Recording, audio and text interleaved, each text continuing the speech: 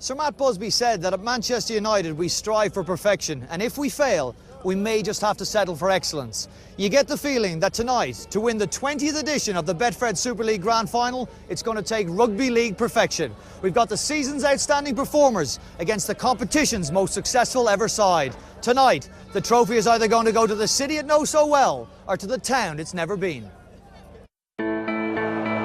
Rugby league means to the town of Castleford everything.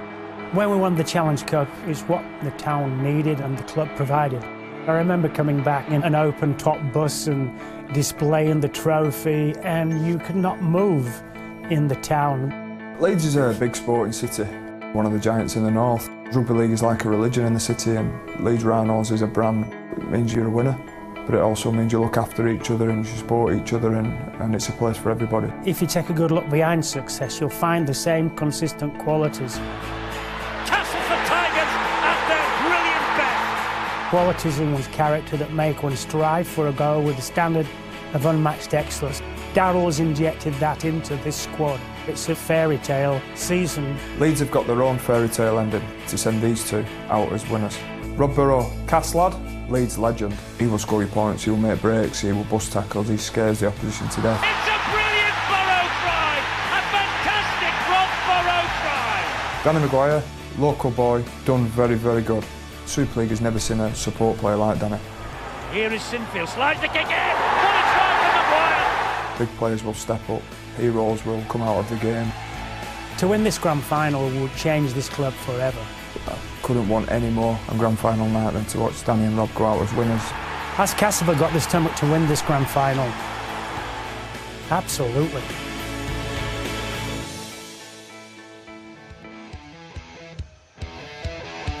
Sport is about stories, and tonight two remarkable tales converge.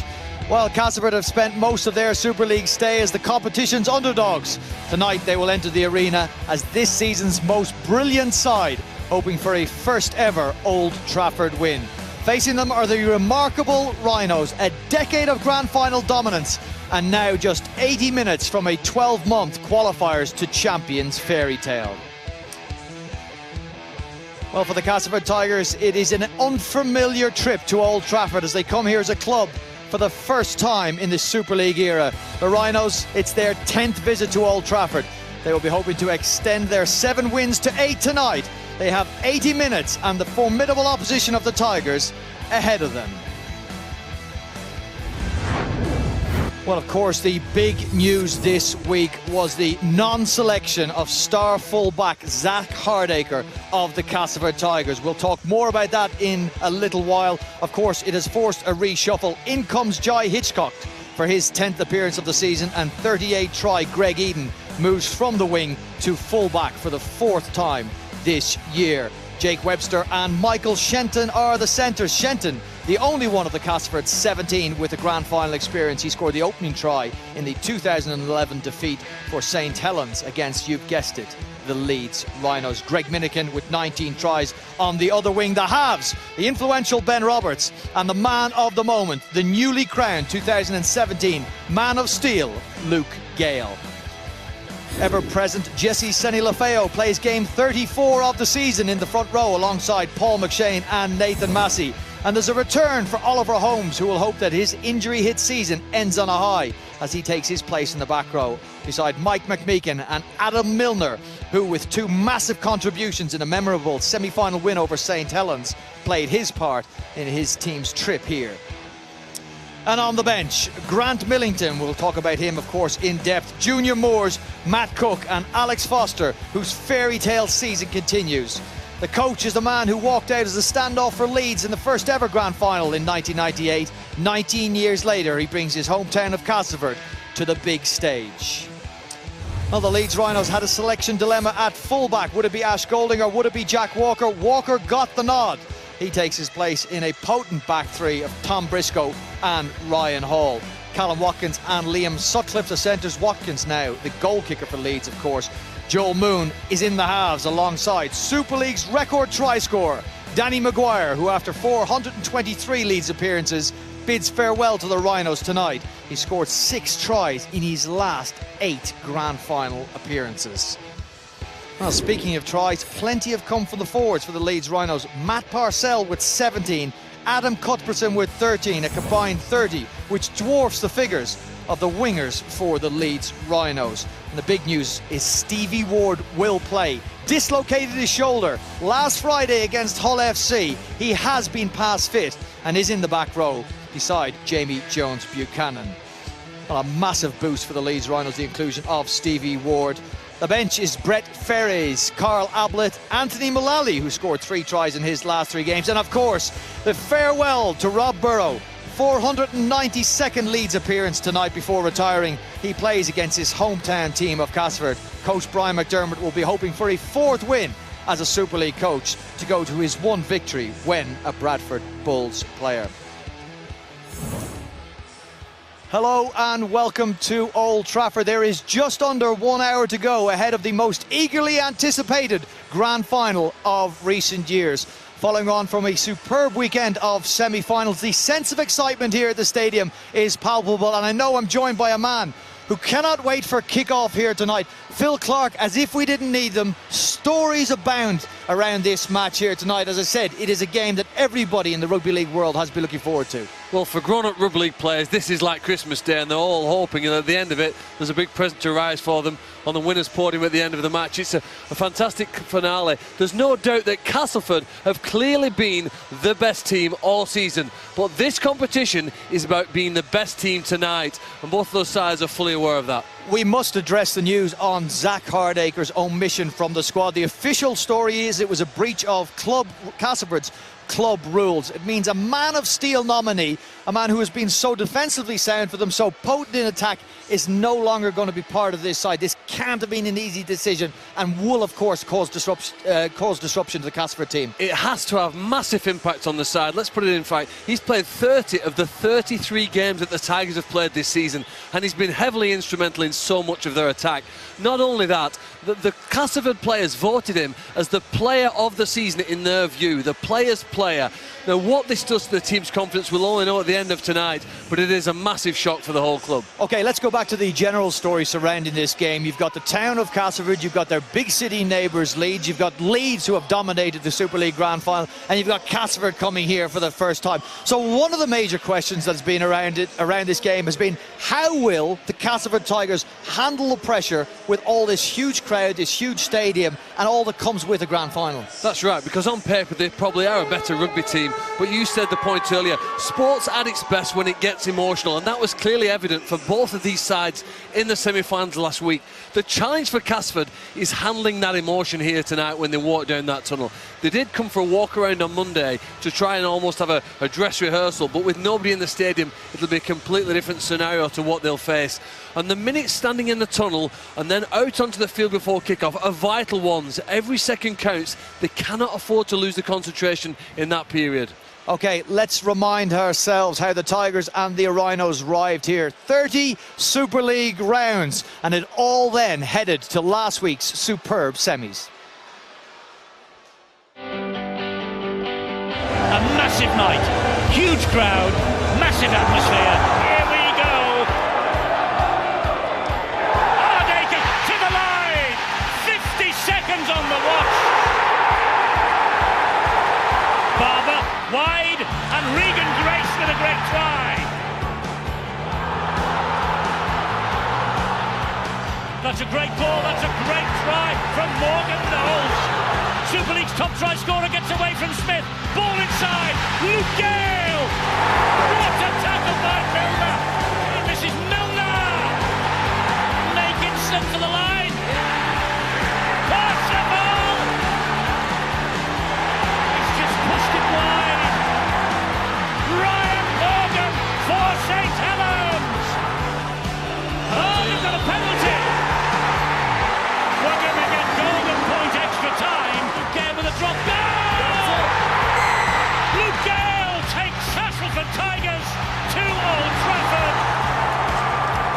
We are 80 minutes away from knowing this year's grand final lineup. Right, here's the Stevie Ward. Mullally! And Mullally gets the second lead try. Ellis! And that's what they needed, Hull.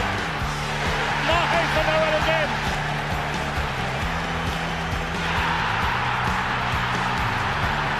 Crossfield kick. And it's Sicamano for the black and white. Here's Singleton. Finds Ryan Hall. Finds Liam Sutcliffe. Under the challenge of Kelly. He's still going. Is Sutcliffe? He's still going. What a try. What an effort from Liam Sutcliffe. And Leeds are back at Old Trafford. Yeah, Leeds brilliant in that victory over Hull FC. It came 24 hours after the epic tussle between the Castleford Tigers and St Helens.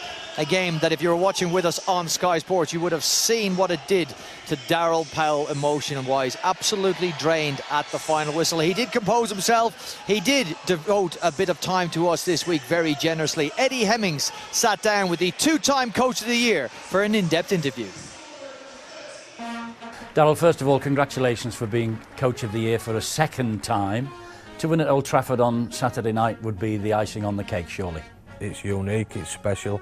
An opportunity in front of 70,000 people in a special stadium. It's a special stage for all of our players, all of Leeds players, and we'd like to do ourselves justice. You need to handle walking out there, that's the big thing, the noise. I remember the first grand final that I played in with Leeds, and you walk out and it's like nothing you've ever heard before. And I had played in some big games at that point, at Wembley and in Australia and at Old Trafford in international games. So I'd seen it all before, but that just had something different. I think I was about 6 months out of playing, and I got a knock on the window as Gary Etherington asking me if I wanted to take the job on. Dean Lance had just been removed from his position, and Gary's asking me to do the job, and I wasn't that sure. I was thinking, I haven't got an awful lot of experience here. When I first got into coaching the under-19s at Leeds, Rob Burrow, Danny Maguire were in the 19s. I remember the first game, we played against Wigan under-19s, and I think we were something like 24-0 down at half-time, and came out, and those two absolutely ripped Wigan to pieces. I haven't got enough fingers for the rings that they've got. We played in a Challenge Cup final in 2003 and lost by 2 points to Bradford, and then we were within one game of the grand final and we got undone by Brian Carney, strangely enough, straight through a couple of Keith Senior and Dave Ferner, two players who I would have expected to make that tackle every day of the week. So we were very, very close, and Gary Etherington came to ask me a little bit before that if I would like to come out of the job, take 2 years out of it, and 2 years I would go back into the job. So I had a 4-year contract.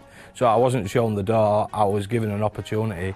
I'm not a big believer in going back. I think you move on for a reason. I loved every minute of being here. 2014 was a special year.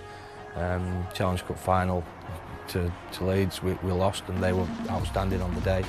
And we had one game away from league leaders in that year. And since then it's been a great period, fifth and then first. So yeah, I just saw a fantastic rugby club that needed lifting, and enjoying, the players particularly enjoying what they were doing would be the starting point for that. This is a rugby league town. If you get it right, you can make something special happen. The club belongs to the fans. If we don't have them, then we don't have a club. Whatever we're faced with, we've got the potential to dig ourselves out of it. You only got to look at last week against a St Helens team who were playing outstanding rugby league, and we found a way to dig ourselves out of a situation that looked forlorn and lost. This is Leeds' 10th grand final, it's Castleford's first. Is that a bit of a worry for you? We've beaten them over the year 4 times, but we've had some really tough battles. I walked in the changing rooms at half-time of the Magic game, and it could have been anywhere in a battle zone. You know, boys were rattled, it had been tough, it was, I think it was 6-all. There was nothing in the game, and we've found that over 3 out of the 4 games this year. We've been good enough to get away from Leeds, but this is a final. This team doesn't know when it's beaten, and they're great things to carry into a game like this. So just one more step now on 2017 season, one more 80 minutes of rugby league, and at Old Trafford. Can your players go the extra mile for you on Saturday night? We're down to the last week of the season and everything rests on this. We need to meet the challenge head on.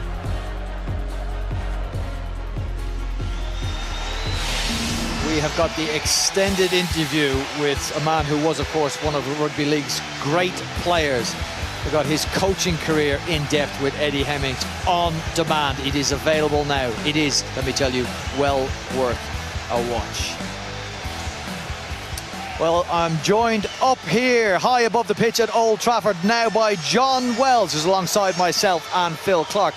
John, I want to go back to a point that Phil made a little earlier on about the minute that you spend in the tunnel before you walk out. I want to expand upon that because Darryl Powell spoke to us when he was our guest at the Leeds Hull semi-final about not just the waiting time in the tunnel, but that walk out of the tunnel and watching as those big stands seem to collapse in on top of you, something he would have to get his side acclimatised to before kick-off. Yeah, it's an intimidating walk when the stadium's empty. We've been here for 24 hours or so.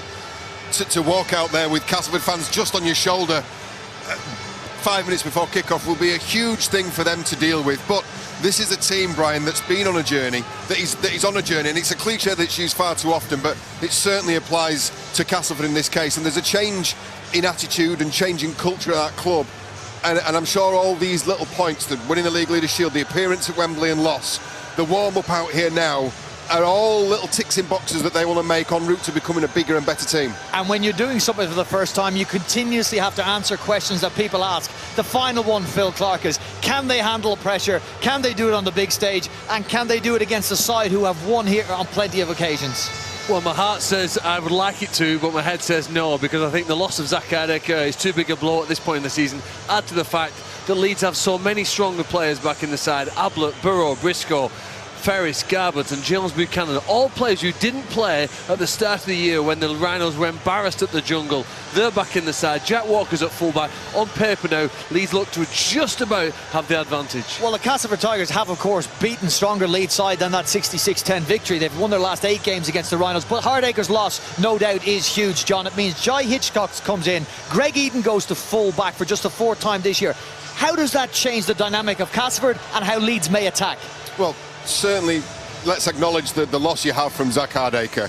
This man has been a revelation for the Tigers on the wing this season. Don't forget, when they first signed Greg Eden, it was going to be a competition between him and Zach for the fullback spot. There's no doubt he's not the natural fullback that Zach Hardaker is, but he'll plug a gap, and he'll plug a gap in a major final. And what you lose necessarily with Zach's communication, you gain with some really enthusiastic kick returns. What happens then is Darryl Powell has to also shuffle the rest of that back three, and that back three become a target now for Leeds, I feel. Hitchcock is your other man. He is the definition of a squad player, and if I hope that's not been too unkind to him, who's come in and done a really, really good job when time has been asked of him, particularly out of dummy half, and I think it's the reason why they've gone with him rather than Joel Monaghan, who maybe is a little bit more secure under the high ball. Darryl's choice to start Jai Hitchcock would mean maybe a little bit of momentum out of the dummy half area at the start of the sets. There's always a lot of risk, and the risk for Darryl Powell is pick Jai Hitchcock because he is probably a better runner of the ball, but maybe not as good a defender, and that's the dilemma that every coach faces when given the choice between 2 players to put on the wing. So enthusiastic, makes more ground than I suppose Joel Monaghan would have done if he played out wide on the left, but the question is, if Leeds go at him, is he making the right decisions? Do you know what? On top of that, though, there becomes another question, and that has to be asked of the kick pressure that the Tigers are able to apply, because it'll certainly make their job a lot easier to back free. There's an awful lot of focus now, and it will certainly be a target area for the Leeds Rhinos. Therefore, the jobs of a McShane or a Milner or a Seni Lefeo out of first marker at the end of a tackle is going to become even more important. Okay, we've just got over 40 minutes to go before kick-off here in the 2017 Betfred Super League Grand Final. The culmination of a thrilling journey that began all the way back in February.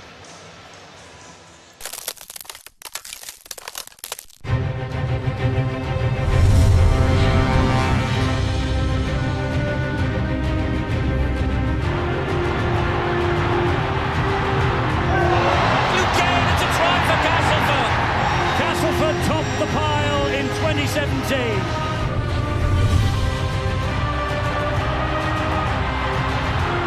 Here goes Moon again.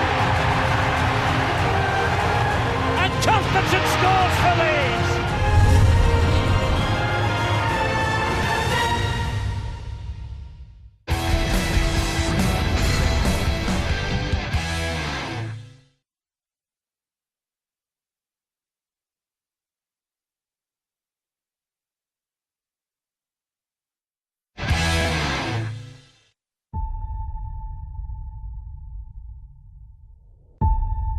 It is not the critic who counts.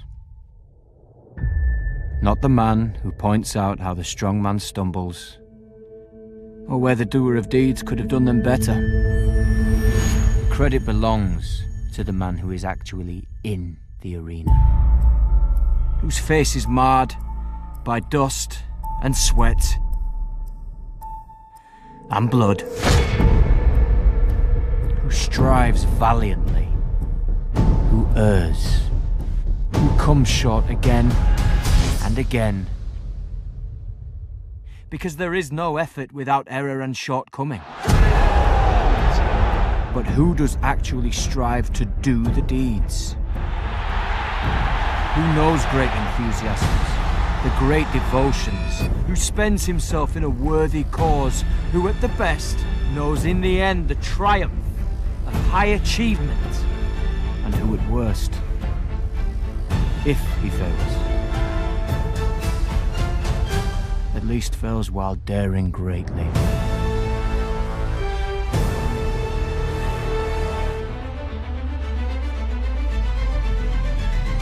So that his place shall never be with those cold and timid souls who neither know victory nor defeat. The Betfred Super League Grand Final.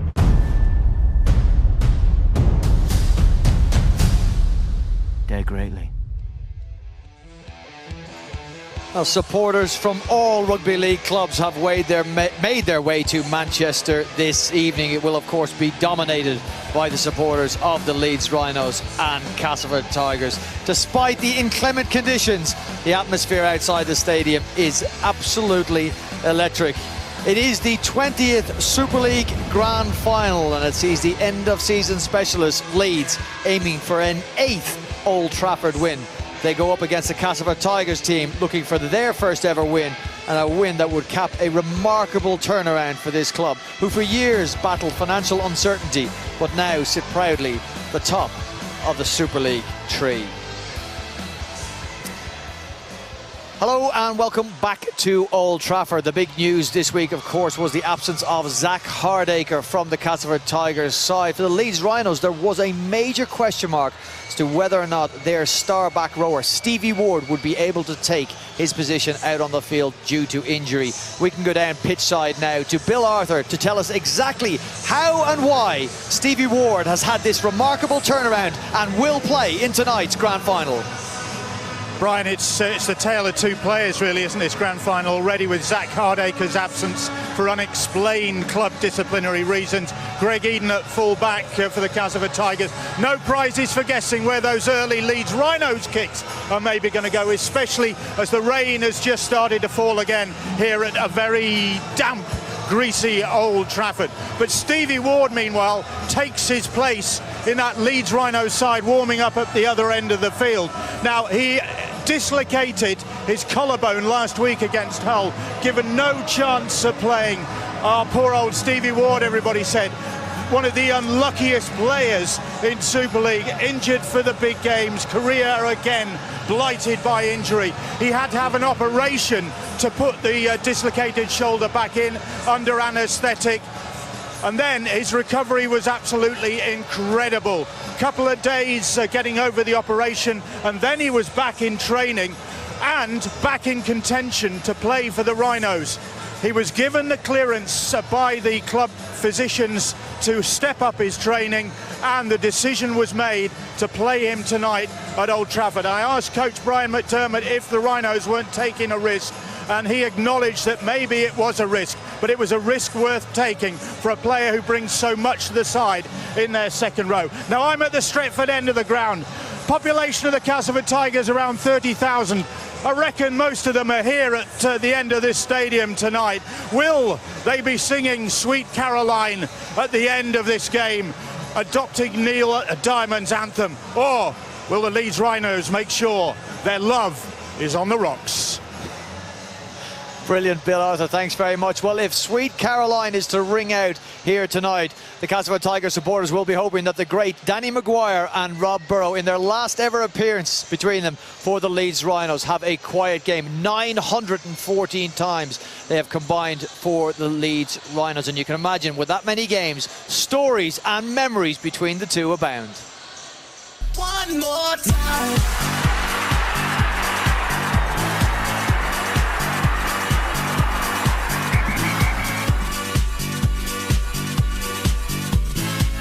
So this week's just about, you know, enjoying everything and making sure our preparation's right and just soaking up the atmosphere and enjoying one last big occasion as, you know, as a double act, and hopefully we can, you know, play really well on Saturday night. This kid is all talent. What the team's going to miss when obviously Rob retires at the end of the year is Rob's character and his jokes, and he's always brought that to the team, and always taking the mickey out of somebody or playing practical joke on somebody, and he's been like that, you know, since he started. He's always been the joker of the pack, without a doubt. Was he like that as well? Was he kind of the fun kind of kid to be Listen around? here, right? He comes across the kind of boss liar. Yeah, Danny is a joker, and I wouldn't tell you some of the jokes he's done along the way, but he waits for the timing. Whilst I empty it all out, and some are good, some are rubbish. Danny, it's like, you know, he coolly, calmly just plans a good one. It's a big event when Danny does it, and he does some great jokes. Don't you underestimate him, he's a joker. We roomed together a lot when we were in the academy, England academy, and then obviously when we went with England and Great Britain, so we've probably spent more times with each other than our wives at times, and you get to know each other inside out, and you know, we've obviously got a great partnership on the pitch and a great friendship off it as well. In 2004 was a great year for the whole club. I think Leeds as a club had, you know, not had much success for 30 years or whatever, and we felt that year that we had a really good squad, a young, hungry squad. We've obviously got Tony Smith in as coach, and, you know, it was a great year for me personally as well, and to cap it off with a try, obviously here at Old Trafford in the final, were really special. It were, yeah, really good memories of that year. Oh, he's stuck under the Burrow, and he's outstripped Wellens.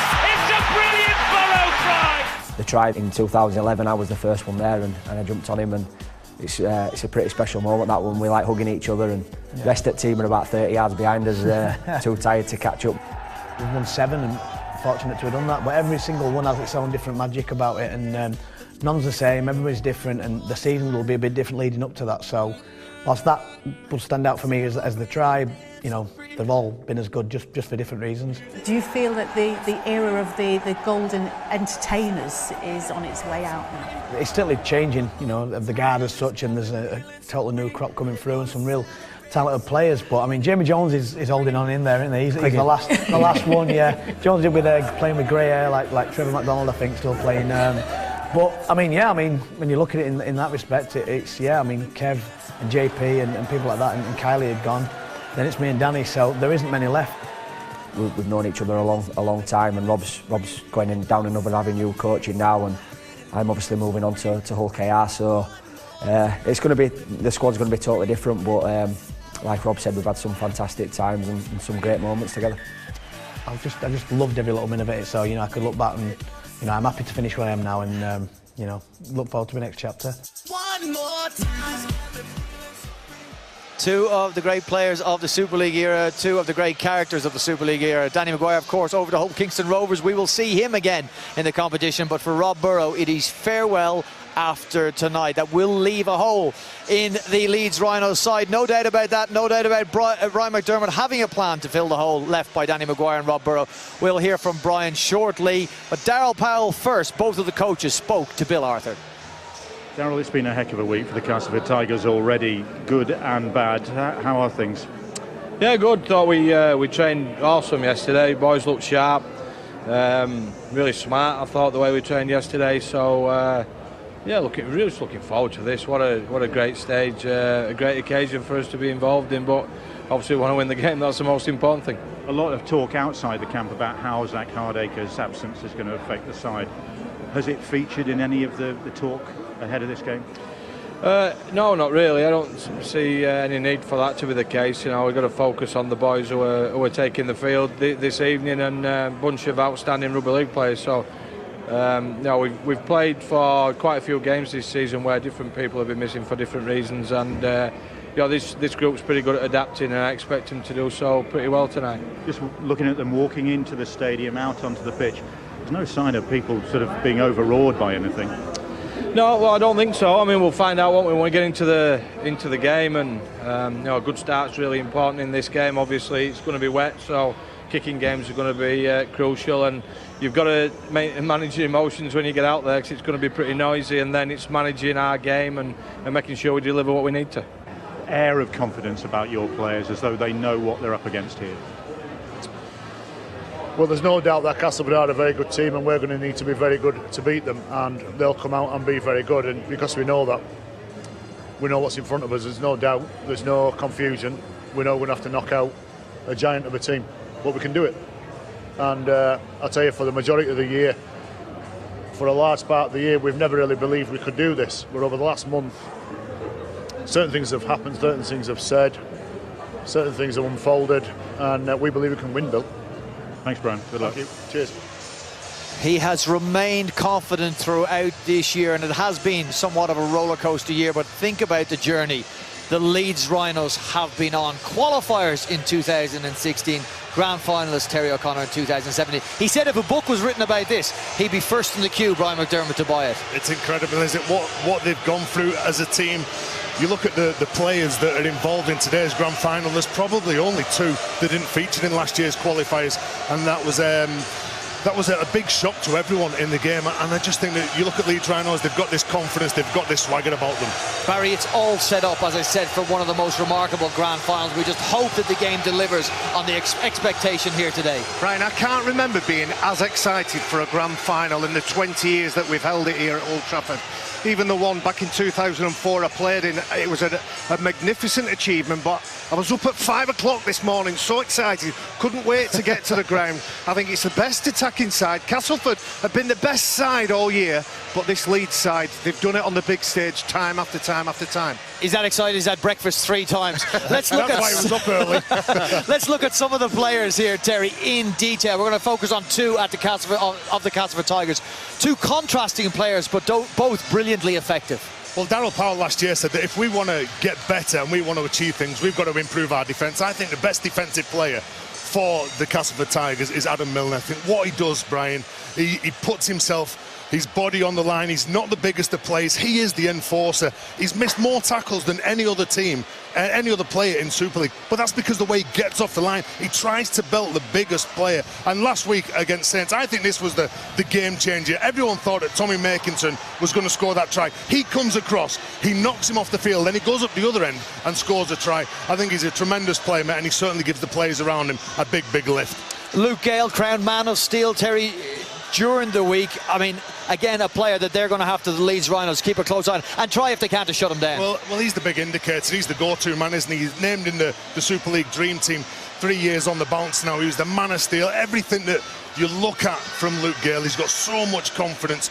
And when I watch Cas play, I'm always looking for where Luke Gale is. And 2008, he was playing for Doncaster in a National League 2 final under Ellery Hanley, and he was given the opportunity by Brian McDermott at London. The thing that excites you about Luke Gale is he welcomes this, he embraces the big stage. He has got that swagger. We've seen him with the notorious Conor McGregor walk a couple of times. He absolutely loves the big stage. Started off at Leeds, but he looked at Danny Maguire and Rob Burrow in front of him. We can talk about Rob Burrow in detail now. The part he plays in Leeds Rhinos attack, twice a grand final man of the match here at Old Trafford. I'm talking about Rob Burrow and Adam Cuthbertson. Both crucial to how Leeds attack.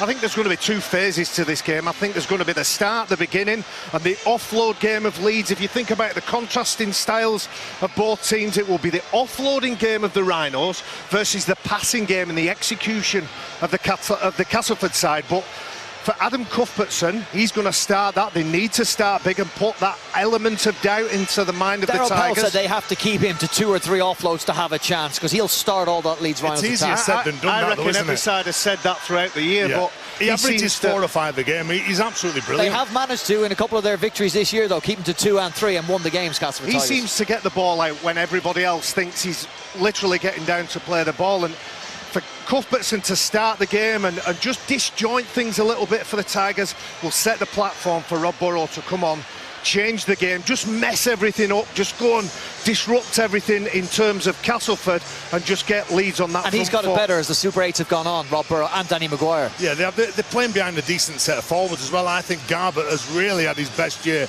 Look at Singleton as well, big, powerful. You look at the back three in young Walker, but also Briscoe and Ryan Hall. I think those two are the players that get the team going forward. Does the experience of the Leeds Rhinos tip it in their favour, or the brilliance of Castleford Tigers, does it shine on the top stage? Your predictions? We're all flipping a coin here, Brian. Previous grand finals have almost been a game of British Bulldogs about territory, wet weather, kicking game, but I think tonight it's going to be expansive. Flip of a coin for Barry? I'm here looking at this big stadium, vast open space. Castleford playing the first grand final ever with all this space. They're going to throw that ball around, Brian. Tip? I'm going to go with Cass. Castleford Tigers, says Terry O'Connor. We have just under 20 minutes to go before kick-off here at the 2017 Betfred Super League Grand Final. Pre-match entertainment is underway here at Old Trafford. It never disappoints. Fans from clubs up and down the country have thronged in here. We are just minutes away. Eddie Hemmings, of course, will be your commentator to take you through what promises to be an epic grand final. The Leeds Rhinos, for the 10th time they come to Old Trafford. They face the Castleford Tigers, who with a win today would change the fortunes and rewrite the history of this proud old club.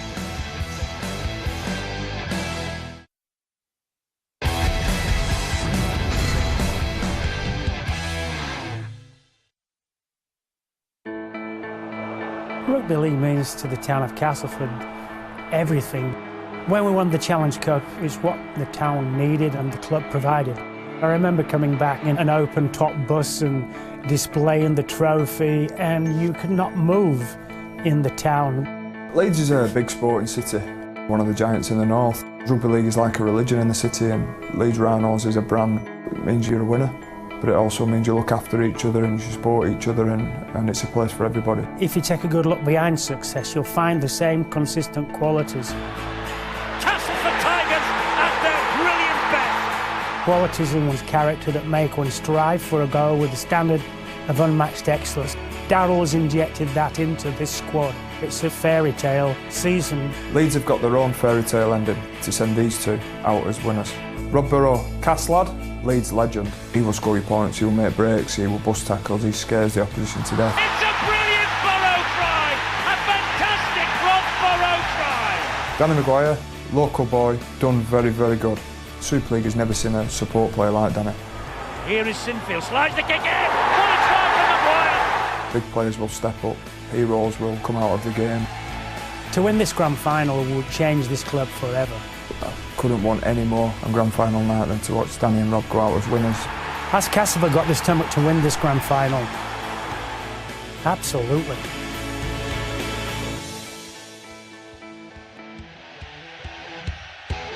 And welcome back to Old Trafford, the Theatre of Dreams, for the culmination of the Betfred Super League season.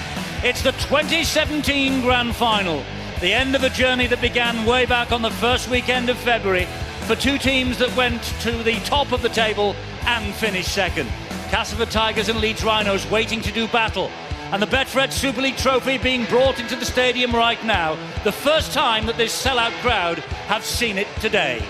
Being carried by Petty Officer Ben Taylor, escorted by leading seaman Samantha Alderson and leading marine engineering mechanic Wata Raba Nakawadu. Not long to go now then, the stage is set for our 20th and hopefully the most memorable grand final night. And now it is time to welcome our headline act. This British band have been nominated for 2 Brit Awards. They've had a #1 album and 5 top 10 hits. Would you please welcome to the Betfred Super League Grand Final, Razorlight!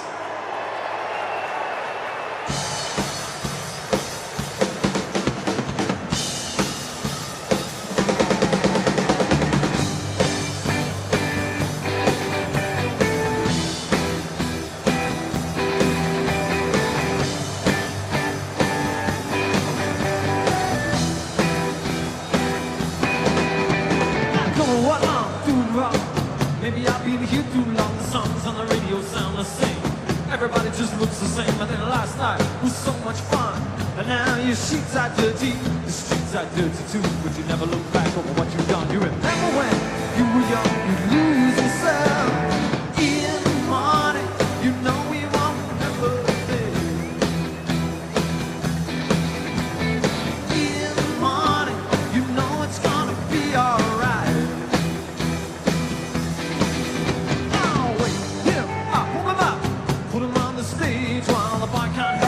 His fault.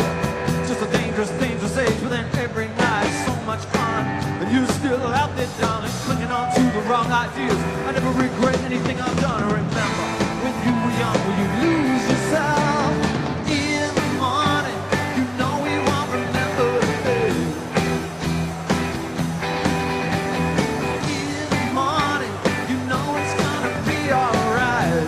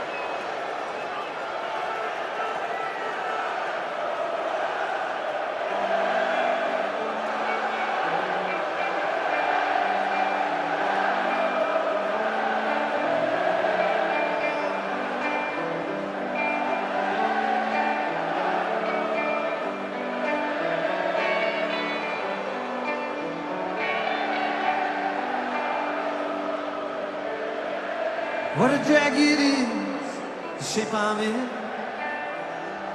When I go out somewhere, then I come home again. I light a cigarette, cause I can't get no sleep. There's nothing on the TV, nothing on the radio that means that much to me. All my life, been watching America. All my life, this panic in America.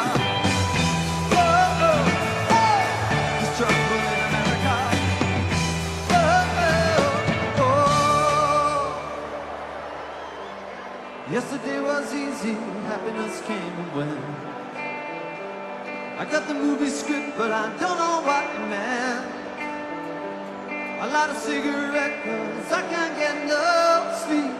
There's nothing on the TV, nothing on the radio that means that much to me. There's nothing on the TV, nothing on the radio that I can believe in. All my life, been watching America. All my life, just panic in America.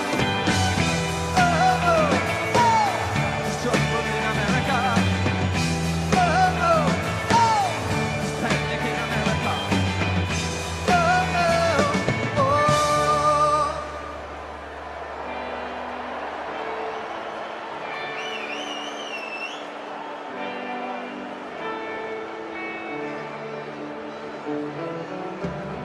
Yesterday was easy, and yes, I got to you. When you get it straight, you stand up, you just can't lose. Give you my confidence, I give you all my faith in life. Don't stand me up, don't let me down. I need you tonight. Ooh, be, say you'll be here. Ooh, be, say you'll be here. Oh, be, say you'll be here. Oh,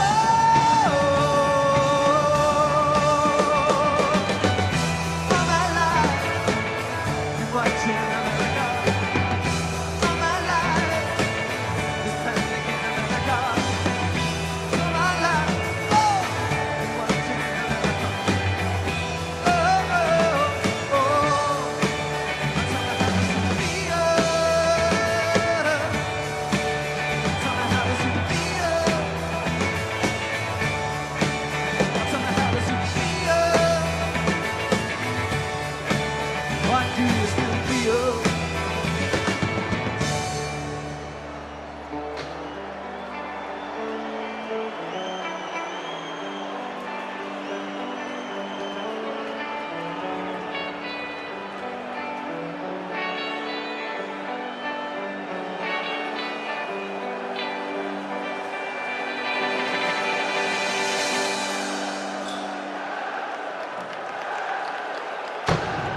Let's hear it for the brilliant Razor Lights! Well, that was a great set from Razorlight, including the chart-topping single America. They performed earlier this year at the Isle of Man TT races. They've certainly got the sellout crowd at Old Trafford ready for the main event, the 2017 Super League Grand Final. But before the players emerge, we have, first of all, the Rugby League anthem for you, Jerusalem.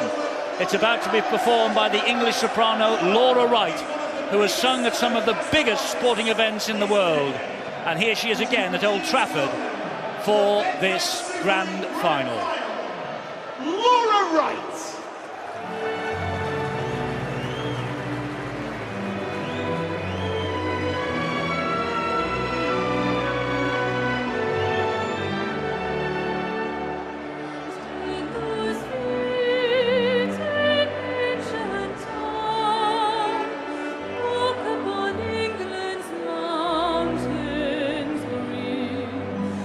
And was the holy love of God.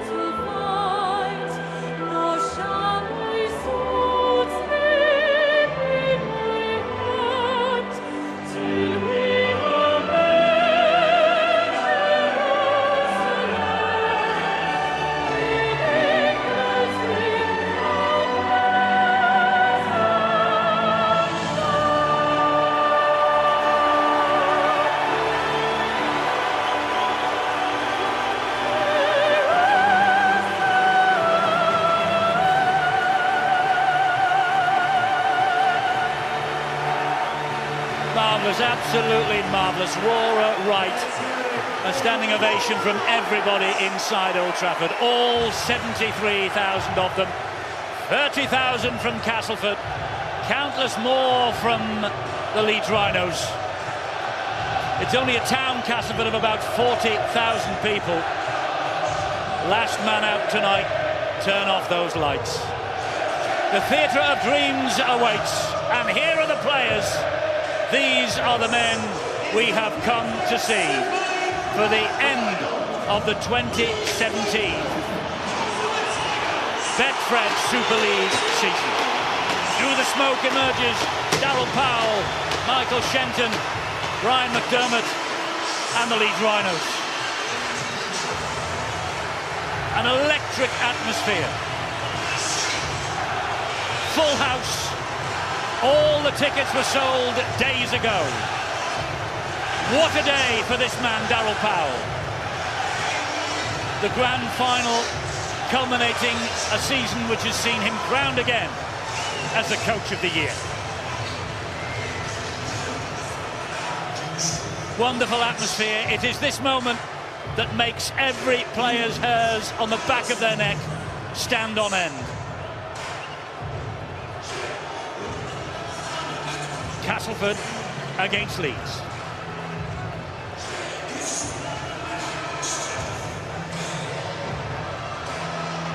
And we welcome viewers on main event now to Old Trafford for the 2017 Betfred Super League Grand Final.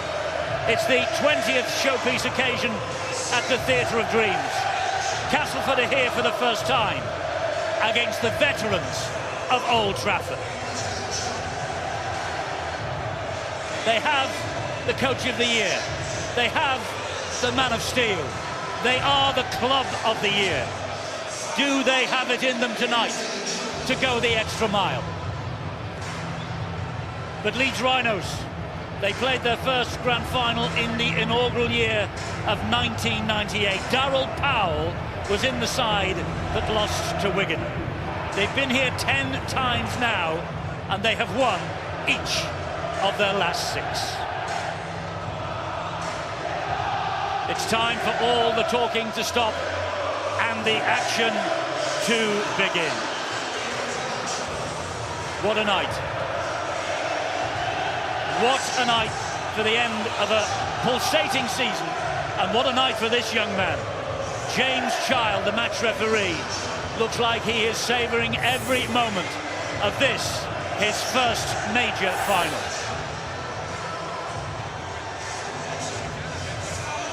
Gentlemen alongside me, it's now the players simply want to get this game underway. Yeah, a nervous wait in the tunnel, then out onto the pitch, looking at the fans, and a couple of the Cas fans were just taking it nice and easy, waving to the loved ones in the stand. And Darryl Powell said at the beginning of the year on pre-season camp that something special was about to happen, and those Cas fans have supported him through thick and thin.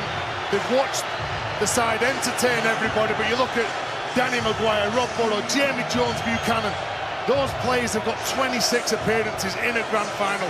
They have got all the experience that they need, and that man to come back and play a week after dislocating his shoulder is tremendous. Going to be a cracking game, Eddie. Yes, memories for the older supporters of 1969 when Leeds beat Castleford in the Championship final with a team skippered by Barry Seaborn. He had dislocated his shoulder in the semi-final against Salford the week before. Will history repeat itself tonight? We're about to find out. Well, Castleford have clearly been the best team all season, but the nature of rugby league is it's about being the best team tonight. That's the only way you can pick up the big prize at the end of the year. We've finally got a ball here now, and young Jack Walker looks as though he's been given the responsibility to kickstart the grand final. Yes, with all the talk pre-match about Zach Hardaker not being on one side and the return of Stevie Ward after the dislocated shoulder, this is Jack Walker's first grand final at just 18 years of age. And here we go. And underneath it was Ben Roberts, and here is Mike McMeekin, and there's the first challenge of the 2017 grand final. It's going to be furious in the opening exchanges. Castleford will try and play them off the park. Leeds will try and batter them into submission. It's so important you get a good first touch of the ball.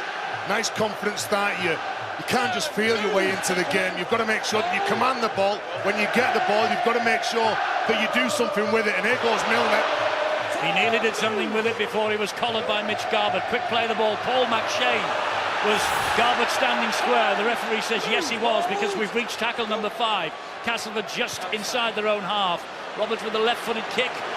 And into the arms of Walker now. This is a nervous time for young Walker. Great tackling. Led by Oliver Holmes. What a night for him as well to come back into the side. It's a big night for Castleford Tigers, and Terry O'Connor's 100% right. An early touch, whether it's while you're defending or while you're attacking, is crucial. Settle yourself into the game, but make sure you have a positive influence. We've just seen 2 runs by Briscoe and Hall, the wingers for Leeds. They've been fantastic this season. The best at finding quick play the balls, but not on that occasion.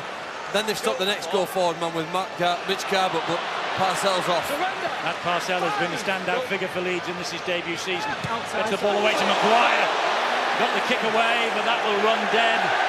The goal, and it's a 7-tackle set from the 20-metre line for the Castleford Tigers. Big kick pressure from Castleford there. I've looked at this during the week and they've realised that Danny Maguire can't have the time and space to place that kick. So many of Leeds Rhinos' previous grand final victories have been built on the back of a good kicking game. Just to emphasise the magnitude of this night for Castleford Tigers, they have never been crowned champions in their 91-year history. Despite losing Zach Hardacre for a breach of club discipline just 48 hours ago, so they're lacking their own player of the year. They will never have a better chance than this. They've got the coach of the year, the man of steel, they're the club of the year. And they've got Oliver Holmes back out there as well to add strength to that forward pack. Here is Jesse Seni Lefeo. What a first season he has had in West Yorkshire. We'll get to his feet. We'll play the ball to ex-Leeds man Paul McShane. Watched every inch of the way by Brad Singleton. Now Nathan Massey. Well, that's a cheap penalty for Leeds to give away. Singleton made no attempt to clear the ruck. We've got to move to the side. And, well, we've seen this a lot in 2017, Stuart, and the referees have clamped down on it, but this, is it a clear penalty? Well, it is. He's just lying there in the back. He's got to make a better attempt to get out of the way of that. No option for the referee. Time off. And so what are they going to do here with this first opportunity? Will they kick for goal? It doesn't look like it. I think they're going to run, Eddie. That play from Paul McShane forced the referee to blow the whistle. Singleton was the wrong side of the play. The ball, what can Cass do? Well, what can they do? This is Adam Milner. He's just 3-4 metres short of the Leeds line, but he's get off to a flying start here. McShane's ball is picked up by Roberts. Here now is Jake Webster, and Webster slides so close to the line. Plays the ball here, it bounces a little unkindly really for Gale. Gale with a long booming pass to the left. Michael Shenton, the only man in this Castleford side with previous grand final appearance, and he appeared here with St Helens. Now it's Luke Gale. Here's Massey once again. Castleford coming back to give themselves width to build for this last tackle, this set of 6. They go down the left-hand side with Gale. He slides the kick in, and it's picked up brilliantly by Danny Maguire on the floor. And even though they turned down 2 points, look where they are. This is where they really do like to hunt. They always like to try and hold up the plays, drive them backwards. It's all about field position. If Cass can have enough field position and earn those field position plays, they will come away with some points. Nice little play at the line from Luke Gale. Well, nice take as well. Great take from Maguire, playing his last match in Leeds colours before he heads off to Hull KR next year. And of course Rob Burrow waiting on the bench. The emotion is certainly on the side of the Leeds Rhinos. Remember 2015 when Kevin Sinfield, Jamie Peacock, Kylie Luluwai said farewell. They won here. Leeds looking to do exactly the same here tonight. The kick from Liam Sutcliffe, it evades Greg Minikin. It's an example of how Leeds are rather unconventional on the last play. Lots of teams throw the ball to the preferred kicker and ask him to kick it downfield. Leeds will invite you to come at them. Joe Moon will take some chances, run across the field. Sometimes it comes off, sometimes not. Rob Burrow waiting for his chance to get onto this field and perhaps weave a little bit of magic. Here is Gale. This now is Webster. Luke Gale just sitting behind his plays, directing them. You've got to finish your sets off well in these big games, Eddie. You don't have to win it in the first 5 minutes. You've got to grind the team down. Jesse Seni Lefeo The boys all pre-match were predicting that Castleford would try and play expansive rugby league. It looks like it's exactly right. And there's the high kick to the left-hand side from Luke Gale, who's after this. Doesn't matter who's after it, because Tom Briscoe has claimed the high ball. And when you look at the stadium, it opens the game up. Castleford are used to playing nice, tight and closed, all traditional ground. Here they've got the width, they've got the size. There might only be 10 metres difference in the length of the pitch, but I'm sure that they'll just keep opening up the chances that they get. Stevie Ward, early touch of the ball for him. Fairy tale if he wins it tonight with Leeds again. He was apparently out of this grand final not long ago with that dislocated shoulder in the semi-final. Professor Leonard Funk over there in Rhintington managed to get the shoulder back in. There wasn't any damage around the ligaments, and he's able to take his place in this game, although Cuthbertson might have picked an injury up. I've done exactly that. Clutching the knee and limping heavily is Adam Cuthbertson. Here is Super League's top try scorer, Greg Eden. He gets the ball wide to Jake Webster. Eden tonight operating at full-back in the absence of Zach Hardacre. And Cuthbertson limping quite heavily, but the physio's given the bench the thumbs up. He's okay to carry on. 6 minutes gone in the grand final, 0-0. He's been a big part of their season, hasn't he, Cuthbertson? When he broke onto the Super League scene in 2015, he made 125 offloads. This year, he surpassed that with 129 quality play. Mistake, first mistake here. And from Adam Milner, which is uncharacteristic to say the least. And that ball was a little bit behind him, probably. He was reaching behind, but the surrender field position, there you go, just snatching at the ball. And Jamie Jones-Buchanan, who was part of the team in 2015 that lifted every cup, they did the treble but never put his kit on, so a big evening for Jamie Jones-Buchanan. Cuthbertson seems okay, gives it to Maguire, looking for Ward, knock on now by Leeds as Shenton has the ball, and here's a break from Greg Eden. Going down the middle is Eden. Oh, he's shaped to pass it wide, he's still going. Oh, he's lost the ball. They'll take it all the way back. They'll take it all the way back, because that was a free play. Well, Darryl Powell was even telling the referee, James Child, what to do, what the call was. They're so good on the counter, aren't they, Castleford? The reason why they've scored more points than anybody else is because they play like this. They back themselves, they earn the right to play the game. And Greg Eden, when he gets through, he just loses the ball as soon as he's hitting the ground here. There's a tackle from Sutcliffe. He's got hold of the ball, and the impact when he hits the ground, he loses that possession. Had he got that out to Minikin, who knows? I think Greg Eden did a remarkable job. It was a courageous line to get himself in position. When this mistake is made, Shenton goes towards midfield. He wants a support runner, and you're right, that possibly could have been a try-scoring opportunity. But a little nudge, a little reminder of how dangerous Greg Eden is. Eden's had a great start at fullback, Eddie. Remember, he's played the majority of the season on the wing, and yet he's returned the ball and thrown a pass to Webster, which they made some ground on. He's then managed to inject himself there in that turnover of possession. What a wonderful start that must boost his confidence. He's taken a very high bomb that was an excellent kick from Maguire. And Greg Eden, remember, playing at fullback for only the 4th time in 2017 tonight. This is McShane. And Roberts trying to poke his nose through, but Jamie Jones-Buchanan and Joel Moon saw to it. He was going nowhere, and Paul McShane puts the ball down, just trying to get things moving quickly for Castleford. Well, this won't be the nerves, Eddie, it'll be the greasy conditions. Paul McShane, we've seen him do that week in, week out. Super League tries to scoop it up on the run. He can spot Jamie Jones-Buchanan, still not a set marker. That's the reason why he goes for that sort of play. Thought the attack was on. Well, he was at Leeds, Paul McShane, 2009 to 2013. He made 67 appearances. He won a junior grand final with the Leeds Rhinos back in 2007. Boy, 10 years on, he'd love to win the big one here tonight. Leeds holding the ball in the scrum. Ryan Hall will take it forward. One move on me, Hall. Barry and I were talking before the game about the size of the likes of Ryan Hall and Tom Briscoe when they carry the ball forward. Makes it easy for the next player, Stevie Ward. You think what he's gone through mentally, not only physically, to get prepared for this game. With a damaged shoulder, and he's got to go into one of the biggest games of his career. Putting himself on the line. Matt Parcell gets the ball away to Joel Moon. He then in turn finds Maguire, who spreads it wide to Callum Watkins. Leeds will be looking for a big game from Watkins tonight.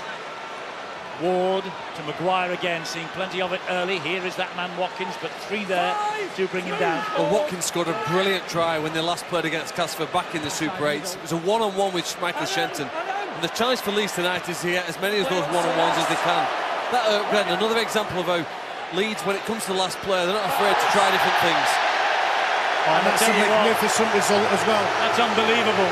That is unbelievable. That's not on the Brian McDermott coaching books, I'll tell you that. No, Ryan Hall has to deal with a difficult bomb, doesn't know what to do. He just simply chips it forward for his centre colleague, and the chase is good enough. A little bit of a fumble. There's been 1 or 2 mistakes, elementary, fundamental mistakes from Cast Tigers. It's hardly surprising, though, with the rain and the conditions that we've had here. But 20 grand finals, this is the 20th. And only 6 of the previous ones have we had rain. You know, more often than not, it's been dry, but it's wet again tonight. And controlling yourselves, controlling the ball in these conditions is a challenge. Gale with the goal line dropout. Harmlessly, it bounces into Maguire's arms. He will send Adam Cuthbertson away. And Parcell, Leeds Super League record try-scoring hooker this year in his debut season. Matt Parcell, 17 in the Super League. 19 tries in all. Walker gets the ball away to Sutcliffe. Nice ball from young Jack Walker. Important tackle that was. Here now is Jamie Jones-Buchanan. After tonight, he will be the last of the golden era at Headingley. That's how close Leeds are. They've got at least 2 tackles remaining. As Parcell runs flat, he gives it then to Garbett, who drives the ball in towards that line. Holmes low down. Parcell again. Little skip, and then he gives it to Maguire. Maguire will go to the air, looking out there. And I think he's got it. I think he has got it, Tom Briscoe. I think he has claimed the first try of the grand final. They'll probably just check for onside, offside before this is given. I think they have a try in the field. They do. And the grounding. So, the grounding is also a slight query. Stuart? Well, first of all, we can see clearly there that all the chasers on the far side, they're onside. So they can carry on and contest the ball in the air. What does that tell us? Certainly there's no obstruction of blockers or interference with anybody. It's a fair challenge in the air. He seems to catch it straight away. Tom Briscoe. Ball does end up round his waist, so I think he'll probably just want to have another look to see how he gets out round his waist. Does he lose the ball or does he retain possession? Can't see any loss of possession there. Referee on the field has given the try, so I think this will be confirmed. Phil Bentham is the video referee at Old Trafford tonight.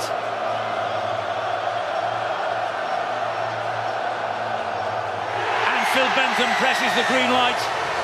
And Tom Briscoe and Leeds Rhinos have the first try of the 2017 Grand Final. Into double figures now for the year. He won the Grand Final 2 years ago against Wigan. He's inching towards 150 career tries as well. Mitch Garbutt was the man who played the ball. He was the first to congratulate Tom Briscoe. It was his line that was set. All the players were defending in the middle. Then all of a sudden, when this ball goes up, and it's a perfect kick from Maguire. Look, it's a one-on-one contest between Briscoe and Hitchcock. Who's running onto the ball? Perfect take from Briscoe. Good start from the Rhinos. Well, he got 5 tries in the 2015 Challenge Cup final. Did Tom Briscoe. He's got the first try here at the Grand Final 2017. And here comes Callum Watkins now to try and add the extras. And he has done. Callum Watkins kicking brilliantly. 49 now from 57 attempts. An 84% ratio. The Leeds found themselves in this position because of the unpredictability of their last tackle players. Remember, they forced the goal line dropout. That improvisational ad-lib style comes to the last player, and the last players to react instinctively. It got them a goal line dropout, and that's helped them to get the first try. So Leeds are ahead by 6 points to 0, and we've played 12.5 minutes of the Grand Final. Great start for the Rhinos. What have Castleford got now in response? Deep kick-off from Luke Gale. Ryan Hall will run it back for Leeds. So Jay Webster had to hit him with absolutely everything, knowing how important it was to try and stop him. Good feet from Singleton at the line. He spotted Milner shooting that line, trying to stop him from getting that quick play of the ball. Leeds have been the most consistent team of the Super League era. Just 3 championship wins in more than 100 years. Before 2004, they ended a 34-year barren spell, and if they win tonight, it'll be their 8th title in 14 years. And they have their noses in front, and Parcell has given the ball to Garbett. There's a big collision with Oliver Holmes. They do that so well. Matt Parcell jumps out from dummy half off a quick play of the ball. He has support runners. And Eddie, the one thing we do know about Castleford Tigers in 2017 is they can score points, and when they score, they tend to come in 2s and 3s. The opening 12 minutes haven't gone their way, but as I say, I think that's come down to some mistakes, a little bit of nerves, a little bit of apprehension, and believe it or not, I don't know how significant that is, but Leeds Rhinos, the first team to choose to kick the ball over the sideline and slow the game down. But that's great game management from Danny Maguire. Yeah, he's not phased, He's playing in his 9th grand final. He knows exactly what you need to do on the big stage, down near the opposition end. When he go down here, well, Cass are going to be tried to be cheered on by their fans, but the likes of Danny Maguire and Rob Burrow in particular, they want to give absolutely everything to the Rhinos in their last game for the club. He's 34 years young. I was talking to his new director of rugby at Hull Kingston Rovers next year, Jamie Peacock, just 24 hours ago. He says he's got plenty more miles in those legs as Danny Maguire. He'd be hoping so anyway. Will he be back here next year? It's what he's with got the Rovers. It's what he's got between the ears as well. He's a very clever player, isn't he? He'll add an awful lot to that Hull KR side. Here come Castleford though, looking to spread it wide with that man Shenton. Maguire is the man who gets the tackle in. That left edge could be the game breaker for Cass. They get some decent early ball, that could be the game breaker. It has been so many times this year, but the game breaker's playing a full back in Greg Eden. And that could be the big moment of this night. Was he the game breaker or was he just a finisher? Was Zach Hardaker the game breaker, linking in from fullback? That might be the difference. The man on the left wing for Castleford has enjoyed scoring a lot of tries over the last few years because of the style that Darryl Powell has introduced. And I'd chuck Michael Shenton in there as well. He's provided a lot of those passes too. Great offload from Ryan Hall to Matt Parcell as he fell under the challenge from Webster.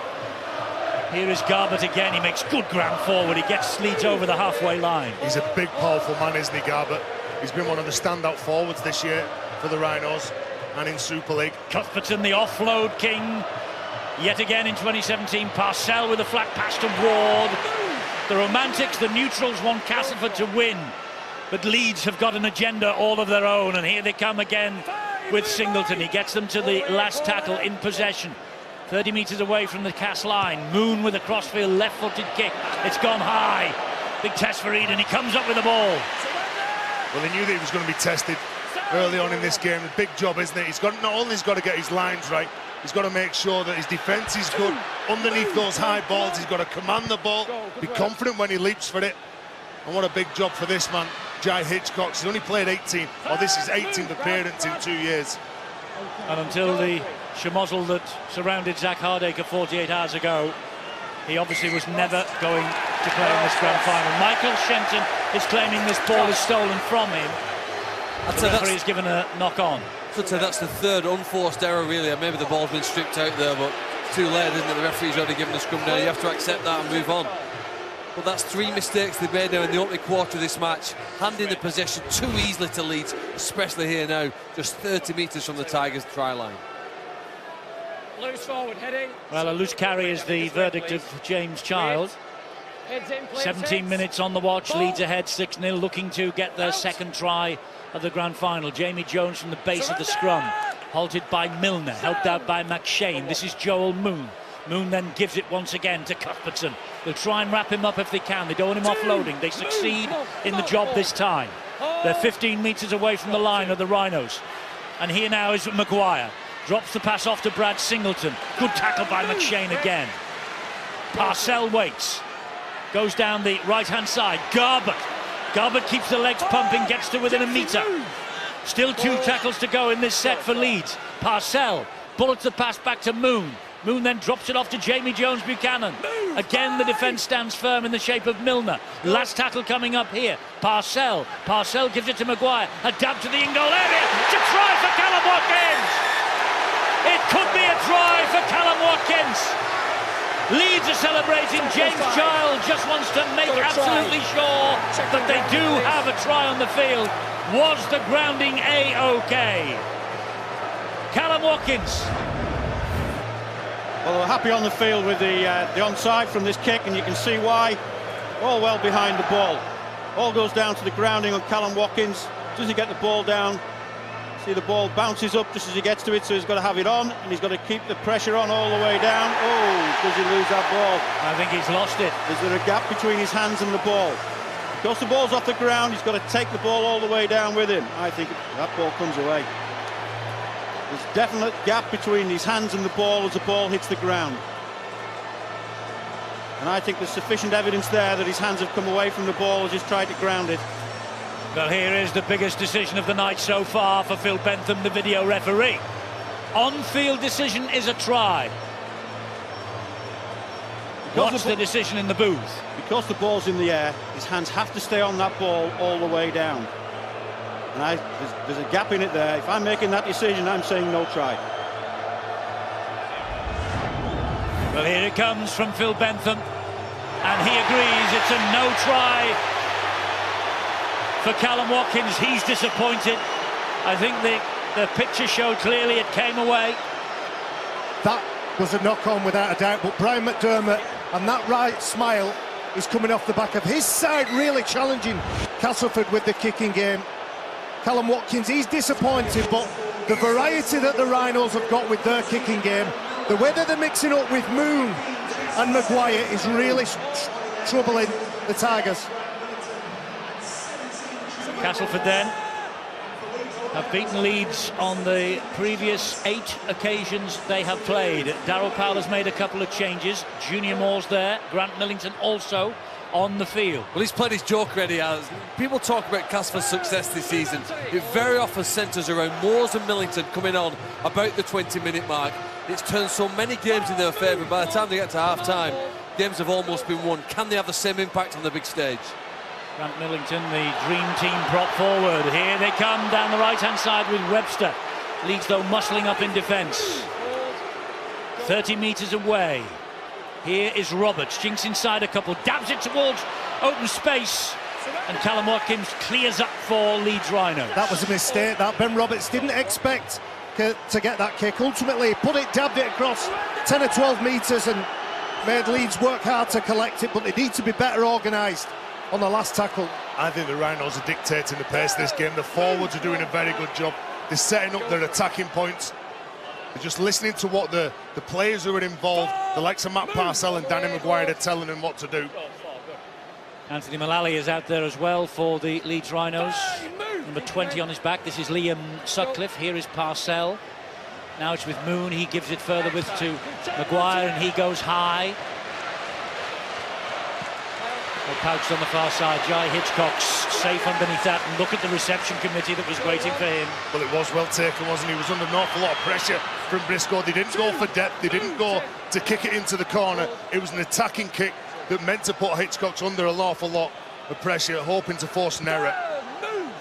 Oliver Holmes missed last week's semi-final, played that ball. Here is Millington. Gives it then to Roberts once again. Roberts gets to halfway on 4th tackle. McMeekan, who's been great all year, makes 8-9 good metres, but they've reached tackle number 5 here of Castleford. And he cast need Luke Gale to get involved. He's the man of steel. He's the most influential player both in the league and for Castleford Tigers. He needs to take on those Rhinos defenders, challenge the Rhinos with his kicking game, just like they're doing back to the Tigers. It was a confident take that from Luke Gale's kick to the corner from younger Jack Walker. Adam Cuthbertson is the man who has left the field. He's not moving very well, is he? He isn't. Adam Cuthbertson. Great tackle again on Tom Briscoe. Webster and Moores. He's a hard man to stop. Here is Joel Moon to the left-hand side again. Sutcliffe goes down. And this is the moment earlier in the match when Cuthbertson picked up the injury. It's now Carl Ablett. Carl Ablett trying to get over halfway, succeeds in the mission. Down he goes under the challenge of 3. Last tackle, though. And we hear that Adam Cuthbertson is straight down the tunnel for treatment in the dressing room as Maguire pumps the ball high right down the middle. And Greg Eden had to just check, make sure that ball didn't evade him. It didn't. So he sends it wide to the left-hand side. Hitchcock's. That's a 12-metre pass. Very risky, but what you get with Greg Eden, he will take risks like that. What's the news on Cuthbertson? Bill Arthur. Adam Cuthbertson in a lot of pain as he left the field. They've taken him down the old tunnel here by the dugouts at Old Trafford, where the old dressing rooms used to be. There's a little area there, and Cuthbertson is on the ground getting worked on by one of the Leeds medical team and looking in a lot of discomfort. That is bad news for the Rhinos. It might well be. Bill will be keeping a very close eye on that. Meanwhile, here is Jake Webster. He had Minikin on the right-hand side down the wing. There is Cuthbertson. He's in some discomfort, there's no doubt about that. Medical team trying to work a miracle. Confidence again from Walker. He called for that. Gives it then to Ryan Hall. It's very lateral from Castleford in attack. Quite easy to defend against as long as you're willing to push from the inside. Force them towards the touchline. Here's the try scorer. Tom Briscoe bounces off McShane. Can't get away from Junior Moores or from Luke Gale. Could have been a penalty, that. Referee giving Castleford benefit of the doubt. This is Maguire screaming at the players, offering instructions. Jamie Jones-Buchanan takes them to halfway. He was after one of them punching a line, whether you drop underneath him or just hit a lead runner. Here you go with Singleton. Solid runner, isn't he? He's a great runner of the ball, isn't he, Brad Singleton? It's his 150th career appearance tonight at Old Trafford. What a place to make that. Here is Watkins, denied by the video referee. Quick play the ball, though, to Danny Maguire. Last tackle here for the Rhinos. Down the line and into touch again from Maguire. And it's all about that building pressure, isn't it, from Danny Maguire? He scored from that play, didn't he, against Huddersfield just 3 weeks ago here. He tried it on the last tackle. Fake to pass it one way, go down the short side. The ball's rolled over the sideline. That was a very controlled set of 6. Right from the moment Jack Walker caught the ball around about 20 metres away from his own try line, they've chunked the way up the pitch, finished with a kick, scrum goes down. It's a controlling phase of this game for the Rhinos. Castleford have been to Old Trafford before. 1994, when Terry was in short pants in the Premiership final. It was a gallant 20-24 defeat at the hands of the then all-conquering Wigan side of that year. Here's Matt Cook playing his first grand final of his career. Oh, Millington with the error, gifting the ball to Stevie Ward. Too many mistakes from Castleford early on. Here goes Parcell, brings Maguire into the play. He is found by Millington first of all. Castleford having to do so much defending in the opening 25 minutes here. This is Joel Moon, gives it then to Sutcliffe.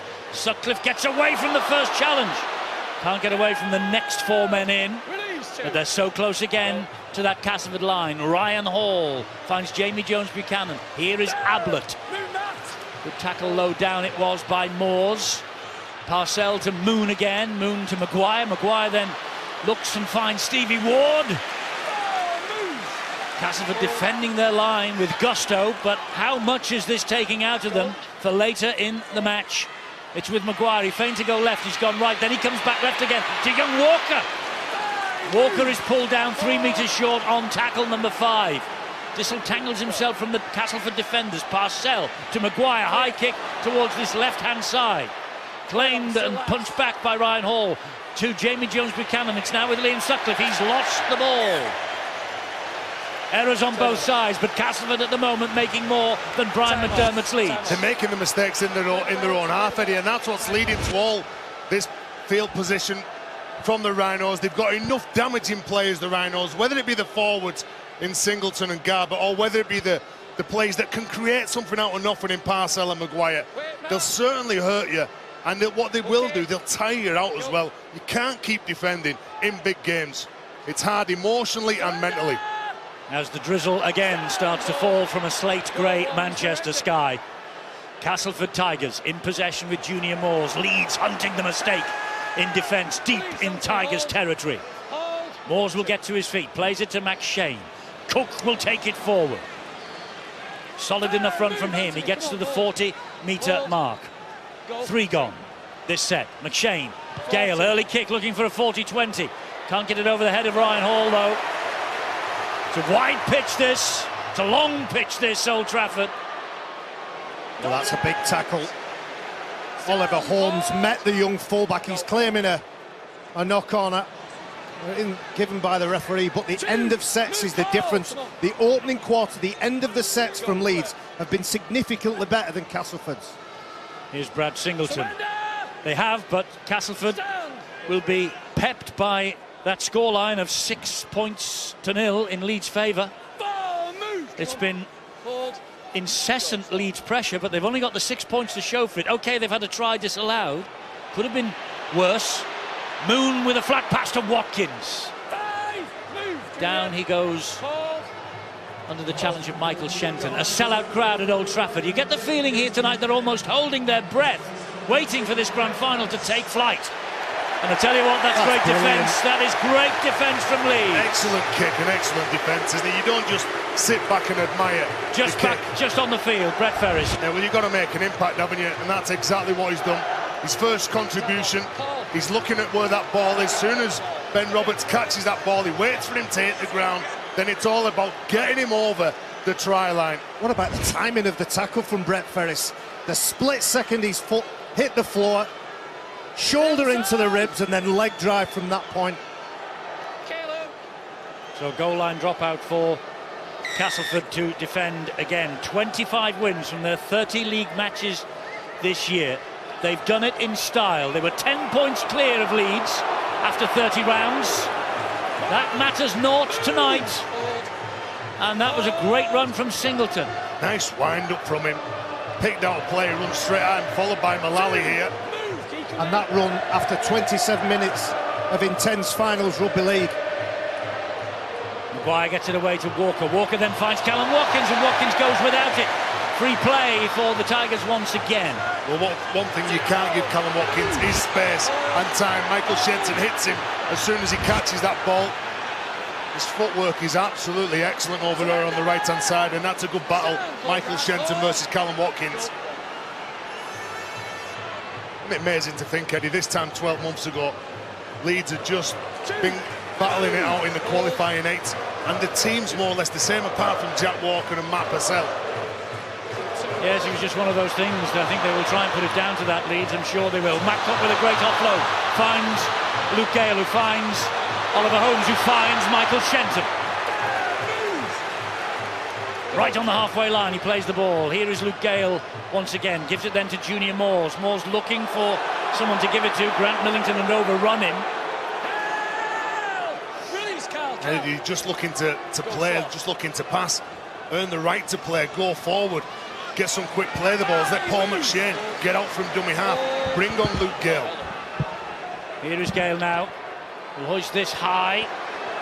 Roberts is after it, Walker can hear him coming, but he took it really well, but Tom Briscoe taking a player out off the ball. Ben Roberts it was.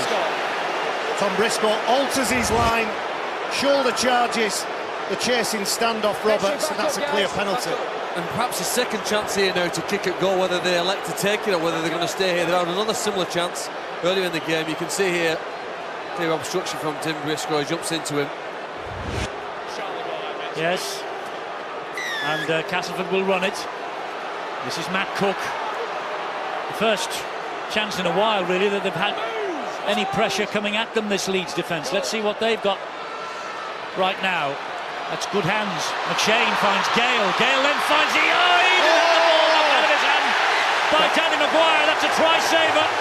That's a try saver, and Darryl Powell thought that was the moment, and so too did Greg Eden. Good tackle, that man, Danny Maguire. The old little run-around play, we saw that last week when they played Saints. And then Danny Maguire, there you go. Greg Eden saw that space open up, didn't he? He needed to have a better grip on this ball. Greg Eden thinks he's in for a try. It's a lunging effort from Danny Maguire, and Darryl Powell's men for 30 minutes have defended their own line. They've been under siege from Leeds Rhinos. Look at this, he feels I can take that gap, I can take that space, I just need to put it down in the corner. But desperate defence. In 2004, Danny Maguire won the grand final for Leeds with a try in that corner. In that very corner. Has he just pulled off a tackle that might win the grand final in 2017? A long way to go, Eddie. I remember that try well, and I remember the celebration that him and the rest of the Rhinos did. Well, their celebrations from that defensive effort were just as big. Big moment in the game, big moment in this first half. It looks like Cuthbertson might come back on tonight. He's trying to run this injury off. And let's get down to Bill for latest news. Well, Eddie, as you can see, he's hardly convincing. They spend a lot of time on him on the sidelines. That knee is now heavily strapped. He was grimacing as he came back out and walked up onto the edge of the pitch, up the little climb by the side of the pitch. But this is a grand final, and he will be desperate to get back out there.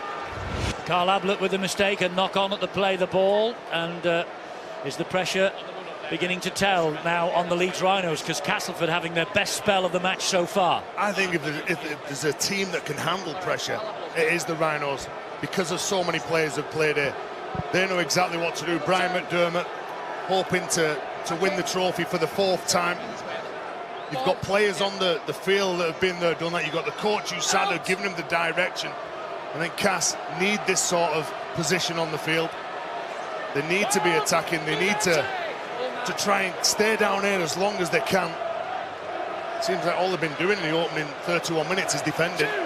But now they're attacking, and Matt Cook wants to get up and play this ball quickly, and Mullally and Singleton saw to him that he wouldn't. It's Roberts who gets the flat pass away to Mike McMeekan. That's great harassing defence from the Rhinos. The ball has spilled out. It went backwards though. Play on, says the referee. The ball went backwards. Well, you get away with that. Mike McMeekan attracts defenders. 5 players around him then. Roberts then to Moores. Millington met by a ferocious challenge from Anthony Mullally. Never played in a major final, though he did play for Wakefield in the £1 million game a couple of years ago. Matt Shane waits 3 metres out. Fires the pass then to Roberts. Roberts shaped to kick. Now he does kick into the in-goal area. Walker just funnels the ball over the line under pressure from McMeekan. Goal line dropout. Castleford Tigers beginning to build some pressure. It's Leeds Rhinos' turn to make a couple of basic mistakes. Here's the offload or fumble. Irrelevant, it was play on. When the ball hits the floor, Cass Tigers are the first to pick up and go.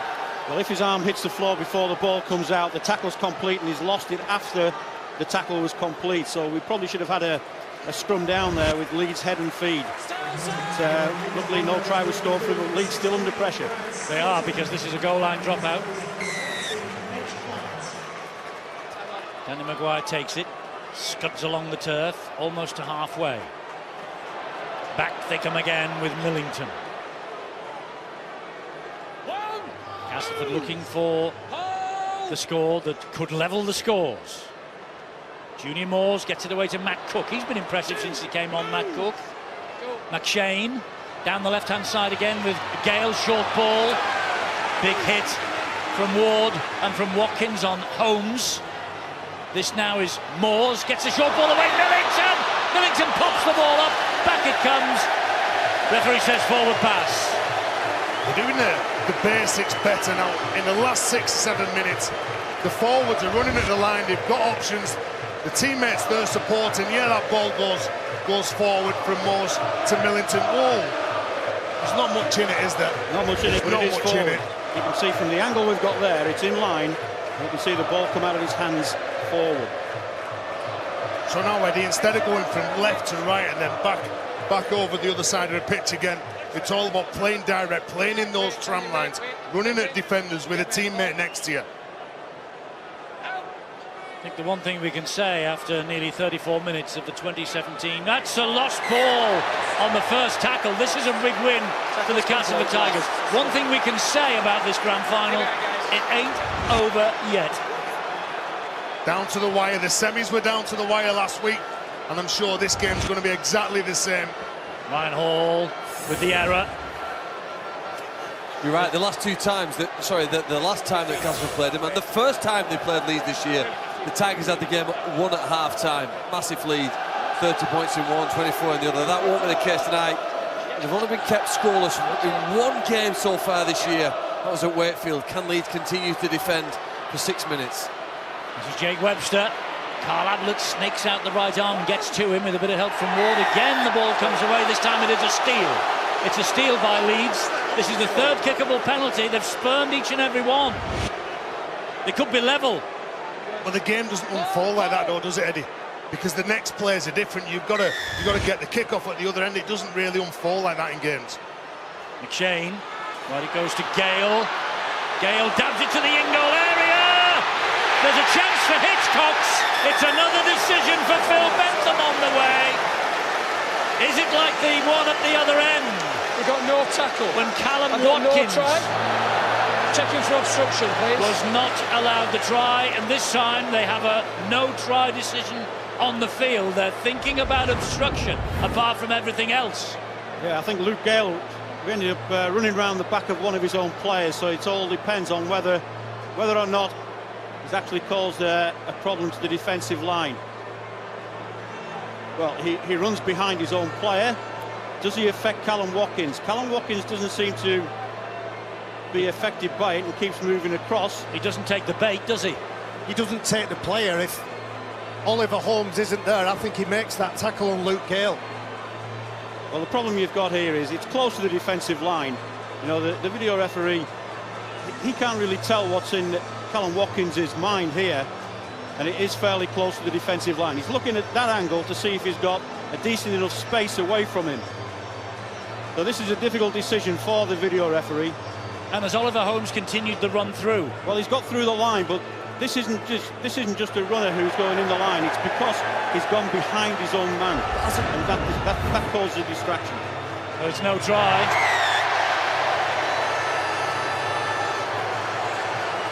Was it the first tackle that Gale kicked? Yeah.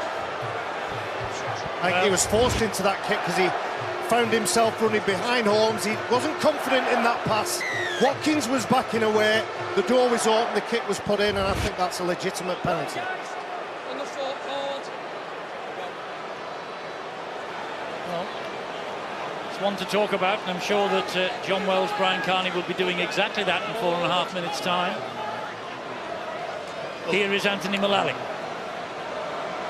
Well, realistically, you look at if a defender's been obstructed. I don't think there was a defender that was obstructed then. I thought Holmes had carried the run through the line. Well, the reason why Gale kicks it is because he knows nothing else is on. He knows that Tom Briscoe had wedged in. There was space on the outside. I think they're unlucky there. Or did he kick it because he knew there was an obstruction? Player, yeah, but he saw Tom Briscoe as well. Go. This is Parcell. Well, they had a long time to analyse it, look at it, watch it, and make the decision, and Phil Bentham came up with the red light. So there we go. On we go. And there's Joel Moon. This is a high kick. The blockers there as well, but Minikin deals with the threat. Good take, wasn't it? Man who was named Young Player of the Year for Castleford. That was a good set of 6 for Leeds Rhinos. Look where they've turned the ball over. Very difficult now for the Cass side to get up the other end of the field. Third tackle, just trapped 20 metres from the line. Gale goes to the left-hand side again. This is Oliver Holmes. The ball has come out, and Leeds have it. They know it's the free play, so Maguire's gone for the ace. He's chasing the ace. Oh! Well, I'll tell you what. McShane's up immediately. Briscoe is hopefully not damaged. He's okay. He's nodding. I'm okay. I'm okay. And there's another player. They have a try on the field. Fair share of shoulder injuries. They have a try on the field here. I thought this ball had beaten everybody, Stuart. Well, it certainly looks from our point of view. The referee, he has a different view. He's probably about 10 or 15 metres behind play. Checking the way the ball's come out first. Don't think there's an issue here. Just lost forwards. So that gets the free play. So even if it's no try, we're going to end up with a scrum there to the Leeds Rhinos. And Briscoe's onside. So does he manage to get a hand to the ball? Might even be a push. Obstruction going through. Looks like it's a fair challenge for the ball. Does he get his hand on it? Certainly no touch there from McShane at the moment. Is there a push there from Briscoe on McShane? Well, you can say that he's put his hand on his back before he gets there. But again, are they both contesting for the ball? You'd probably have to say that Briscoe's doing a bit too much there. So would you disallow it, Stuart? I would disallow that. Go back for the free play. It's the contact with him before he gets to the ball. That's more of an obstruction than the trying to disallow the other end. Yeah, but it won't be a penalty. It'll go back for the free play. Go back to the scrum. All the way back. A shake of the head from Brian McDermott. They've been denied twice by the video referee. It was another almost try in this game, and both sides have shown that they will play, they will take chances. Paul McShane thinks he has enough speed, but Tom Briscoe beats him to the ball. And it would have been a try had he not pushed him. Yes, he grounded it. The worry again, I was talking about Tom Briscoe, he collided with over the try line there. He's had shoulder problems. I'm wondering whether Stevie Ward, when he dislocated his shoulder, he suffered a little bit of amnesia, because I don't think he realises he's suffered a dislocated shoulder. He's throwing his weight around, getting his shoulders into the ribs, and when he's carrying strong. Callum Watkins has dropped the ball on the first tackle. Leeds are saying the ball was knocked out. Referee's going to give the scrum head and feed to Castleford. Right to lose carry. Well, Ben Roberts over the top, yeah. As Callum Watkins is going into the tackle, Ben Roberts comes over the top, trying to hit him with absolutely everything. The frustration from Callum Watkins. That was on the first tackle, wasn't it? The video referee's been called into action 4 times in this first half. Given Tom Briscoe the tick after 11 minutes. Watkins and Briscoe again just no tries. Hitchcock's no try for Castleford. Could have had a free-scoring grand final. As it is, it's 6-0, and we have a minute and a half on the watch till the half-time siren. This is Roberts. They're winning the ruck speed, Leeds Rhinos. Casa find it really difficult to get any of the Leeds players going backwards, making sure that the markers aren't set. And again, look, straight up, hitting in numbers, trying to turn them around. Good tackle on Moores, yeah. Oh, the ball's come out again. Another knock on. Well, the error count is mounting on both sides. The opening 20 minutes, Eddie, it was where Castleford were making the errors. They were making them in their own half. There's a tug at least in the back end of the half, they're making errors towards Leeds' line. And there's a tug on that. Another mistake, another scrum where Castleford Tigers have to defend. I don't think I've seen Castleford play as bad. 39 minutes, the opening half, they've made more mistakes. The frustration is there on the coach's face. Is Parcell pulled down to earth by Michael Shenton. On halfway, Maguire gets them over the halfway line. Last minute of this first half, Garbett picked up and dumped. Fortunately, his legs came up momentarily, then he went down legally. Here now is Joel Moon. He drops the pass off to Brett Ferris. Half a minute before the half-time siren. Here's a question. Do Leeds go for a 7-point half-time lead with a drop goal? Well, Danny Maguire is in the pocket. He's there. He's 30 metres out. He's got the ball, and Maguire lines it up. And Danny Maguire has kicked the one-pointer. Leeds are ahead by 7 points to 0. Eddie, I think he's been the difference in this first half. His kicking game's been absolutely fantastic. And there's a little one-pointer for our mate, Steve Hall. Delighted Danny Maguire on this his farewell Leeds Rhinos appearance.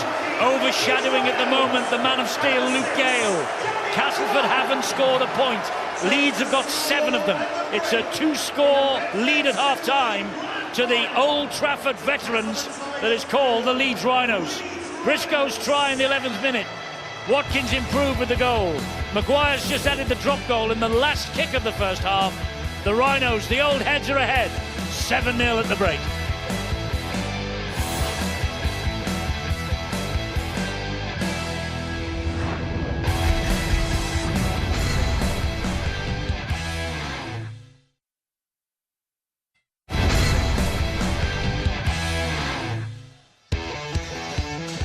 Welcome back to Old Trafford. It's half-time in the 2017 Grand Final. Also in Manchester tonight, It's Anthony Crawler and Ricky Burns at Manchester Arena. Fight night, 7 p.m. on Sky Sports Action. And also tonight from Dublin, the World Grand Prix darts final. Daryl Gurney takes on the Wizard of Oz, Simon Whitlock. 8:30 p.m. on Sky Sports Arena. Scoreboard at half-time here at the Grand Final. It is a 7-0 lead to Leeds Rhinos. Just the one try, but plenty of opportunities for both teams to register scores. The half-time entertainment is well underway. Razorlight entertaining a sold-out Old Trafford crowd. They played pre-match to great applause from both sets of supporters. We'll take you now from outside to inside as we go into the dressing rooms. First, the Castleford Tigers. Darryl Powell said, "We need to deal with the pressure of this game."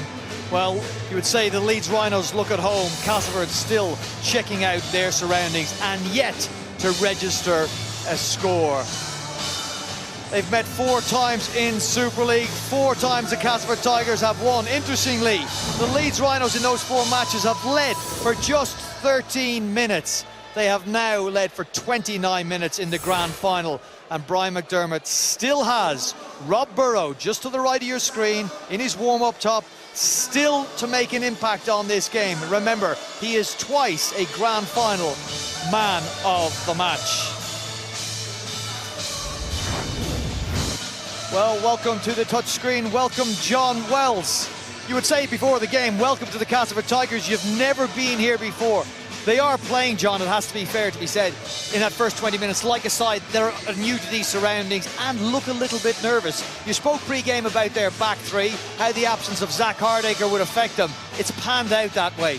Yeah, they've had to make some adjustments, Brian, in what they were doing. We spoke about the shuffle, Hitchcock's onto the wing, Eden to full-back. Cass would try and get some pressure on these early kicks and try and get some decent starting field position and not too much pressure coming at this back three. Look at Luke Gale up on his feet. You look at this now for a piece of kick pressure on Danny Maguire. Not able to get a decent kick away, overcooks that. That goes dead, 7 tackles and 20 metres free. Again, look at Mike McMeekin. It's a definite thing they're trying to do. Straight at Joel Moon and put enough pressure on him to, again, affect a poor kick. There's a little add-on at the end of this, though. Have a look at the end of the play. Minikin looked nervous at the back. That not taking balls on the full, for me, is down to a lack of communication. What you do get on the other side of the coin, though, is a full-back who is a natural attacking footballer. Should this ball have gone roundabout now? Yeah, you would argue that a little bit with a little bit more game time in that position, of course, he's going to be a lot more comfortable. Again, situations like this, if you're a full-back and you're flying there and your winger has already had to come up flat and then circle back around, I think as the full-back, you've got to be the dominant voice there and you've got to go for that. What he's preempting, if you watch from now, Eden actually backs off this ball, preempting a clean catch from Minikin and then maybe a pass option. You've got to play what's in front of you at the time that's in front of you. The other change, Hitchcock's. You knew it was only a matter of time before this would come. And this is where he is lesser of a player than Joel Monaghan. That was the debate, would be him or Monaghan. Look at him get bumped off the ball there at the point of the catch by the stronger, more athletic Tom Briscoe. So that is really, in a nutshell, the first 10 or 15 minutes of the game and the effects that that's had on the Castleford team with not having Zach Hardacre there. So Briscoe opens the scoring in the 2017 Grand Final. Remember, he came in for a lot of criticism earlier this year for his performances under the high ball. The Castleford Tigers will reflect and see that they found a way into this game. I was going to say back into it, but they were never in it for the first 20 minutes. They found a way back into this game, John, and definitely challenged the Leeds Rhinos line. Listen, neither team has been great. Neither team has been great. Cass, this reminds me of the first half against St Helens in the semi-final. Far from what we know they can do. Leeds have been a little bit scratchy themselves, and they're not without mistakes. Roberts commits to a decent kick chase, and that's recognised by Tom Briscoe just here. You keep your eyes on Briscoe and what happens. He just accelerates, puts himself in the play, and it's a really soft penalty. Just incidentally, look at the reaction from the captain, Danny Maguire, after that. He's asking his teammate, why have you done that? Because you've put us under all sorts of pressure. But what they do get off the back of that is a great try-saving tackle from their captain. Here's Cass, as they have done all season, setting up on that side of the field on the right-hand upright, opens up an attacking play down this side. They do really well in holding numbers up. He's gone in 38 times this year, Greg Eden. It's almost a walk-in for a player of his ability. It is, and again, it's all about holding that third man. They had to hold the fourth man inside him. They've got enough options going on, and it is just a loose carry at the end. Maybe overconfidence there from Eden. Have a look at the other angle. Danny Maguire just gets across, and these can be so valuable on moments like these. Grand finals are won and lost. Here's the no try, the Hitchcock's no try, and it's all to do with what happens now with the man in possession, Luke Gale. Because Luke Gale stops, I think personally at that point, the pass option, because they've got everybody coming in from the Leeds defence. They've still got options out the back here of the Tigers. They don't do that, and it's not often that Luke Gale comes up with the wrong decision. The reason I think this gets called off, when he feigns to pass there and then puts the kick, it actually sends Danny Maguire that way, and at that point, when he's running behind another player, I can see why that's been chalked off. That's a fair decision for me. So 2 really good chances for Castleford. They come up short on both of those. 6-0 to the Leeds Rhinos, and then Danny Maguire. This may become important later on, this 1-pointer. It only runs 5 seconds long, but that could be the single most important part of this grand final. We've got another 40 minutes to find out. Cass need to raise their game because the Leeds Rhinos, as you said, look at home. Playing the conditions very well, the Leeds Rhinos. It has been raining. Conditions are certainly greasy. Lots of errors, lots of balls slipping out. The Castleford Tigers have got 40 minutes to pull themselves back level on the scoreboard and push out and try and win a maiden grand final. For the Leeds Rhinos, well, been there, done that. They lead at half-time. Eddie and the commentary team coming up for the second half of the 2017 grand final.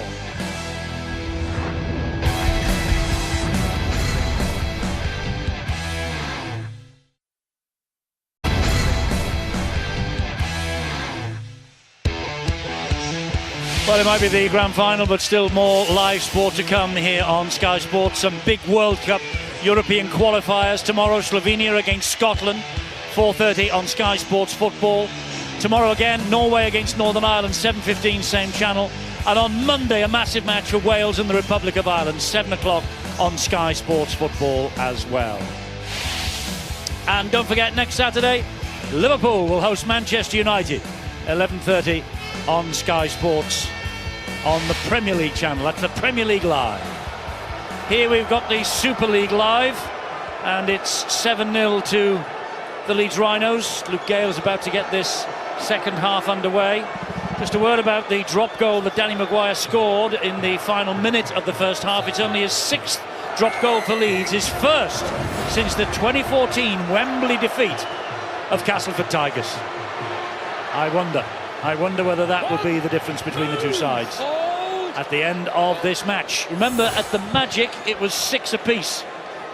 And Daryl Powell, talking in the week, he said that was the night that he had to give a really big speech at half-time, turn things around a little bit, just make a few tweaks, a few turns.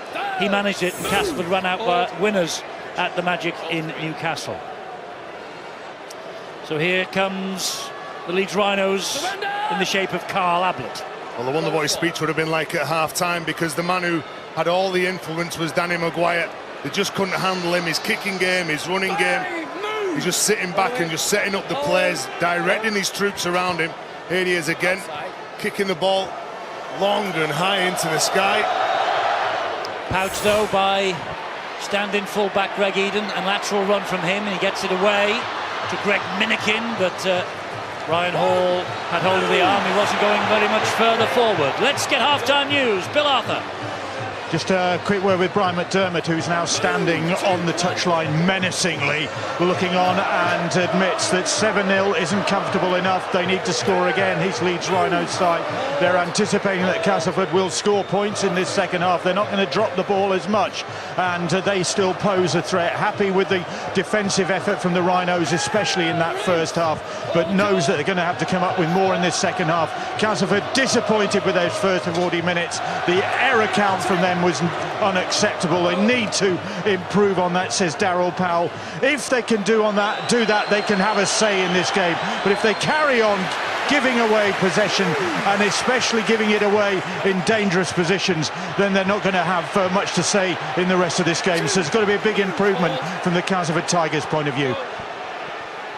Well, it was a fairly squeaky clean opening set of 6 from Castleford.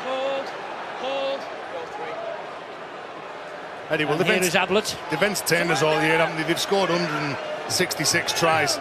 They can throw the ball around, they will back themselves, but they've got to make sure that they don't make mistakes or give penalties away. That just helped Leeds Rhinos, give them the upper hand in that first half. Brett Ferris will play the ball, and here is Danny Maguire. Scuffed the kick. He was maybe looking for a 40-20. That wasn't a knock-on, says James Child, as Minikin picked it up. Went backwards. Well, he's mixing the kicks up, isn't he, Danny Maguire? Whether they're high in the sky or whether he's looking to turn Castleford around and knock it off the pitch. Here's Grant Millington. Drops the ball off again to Mike McMeekin. And so far, Leeds have done a very good job on dominating the threat of Mike McMeekin. McShane gives it then to Matt Cook. 4 tackles gone. Castleford are 32 metres away from the line. They make a few more metres forward now with Millington. He again gets the ball away once again, and it's now with Luke Gale. Last tackle coming up this set of 6. McShane is waiting. Castleford crowd are amassed behind those posts. That's off the legs of Joel Moon. It wasn't the best kick from Ben Roberts. Well, he had to kick the ball, Ben Roberts, because Luke Gale was caught in possession. He was the man who played the ball, so there was only one man who was going to get it then. And you're right, Eddie, that wasn't a good kick, that. Looking to kick the ball in behind. The chasers were onside on the right-hand side, but just couldn't get the play he wanted. Remember, they lost 66 points to 10 at Castleford in March, did Leeds Rhinos. Brian McDermott was under immense pressure. He kept his nerve. A 4-match winning sequence followed.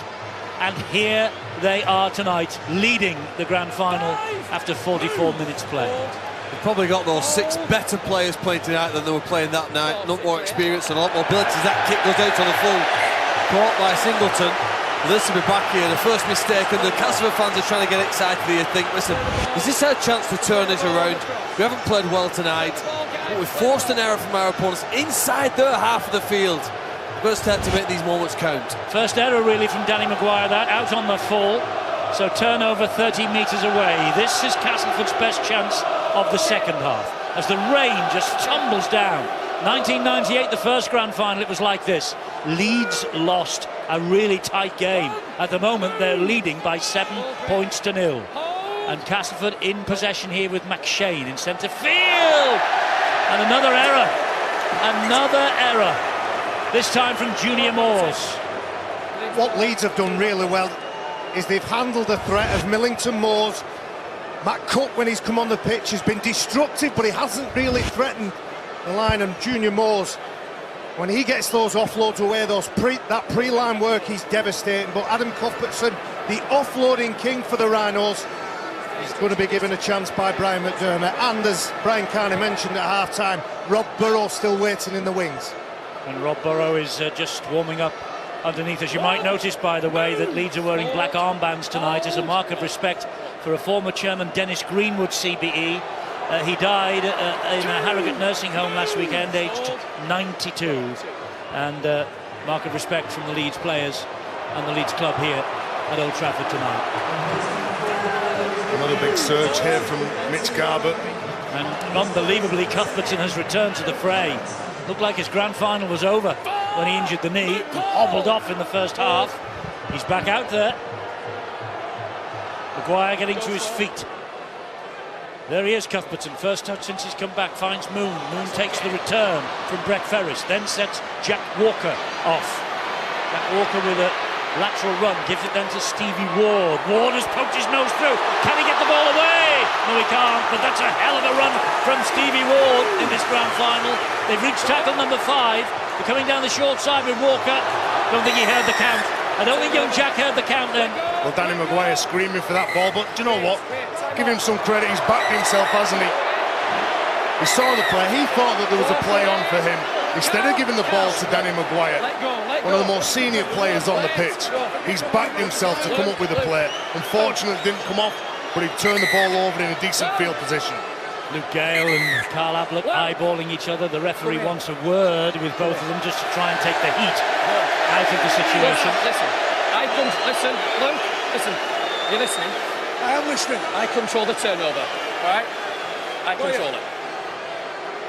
Luke Gale wanted that ball. He tried to get it off young Jack Walker.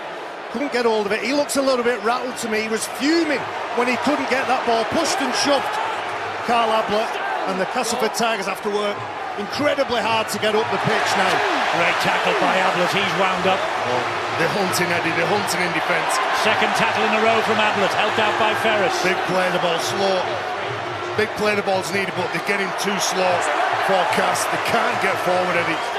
Leeds have certainly got the right attitude here, kicking on the fourth play. He's gone for a huge 40-20 attempt here. He's not quite got the angle right, had the length.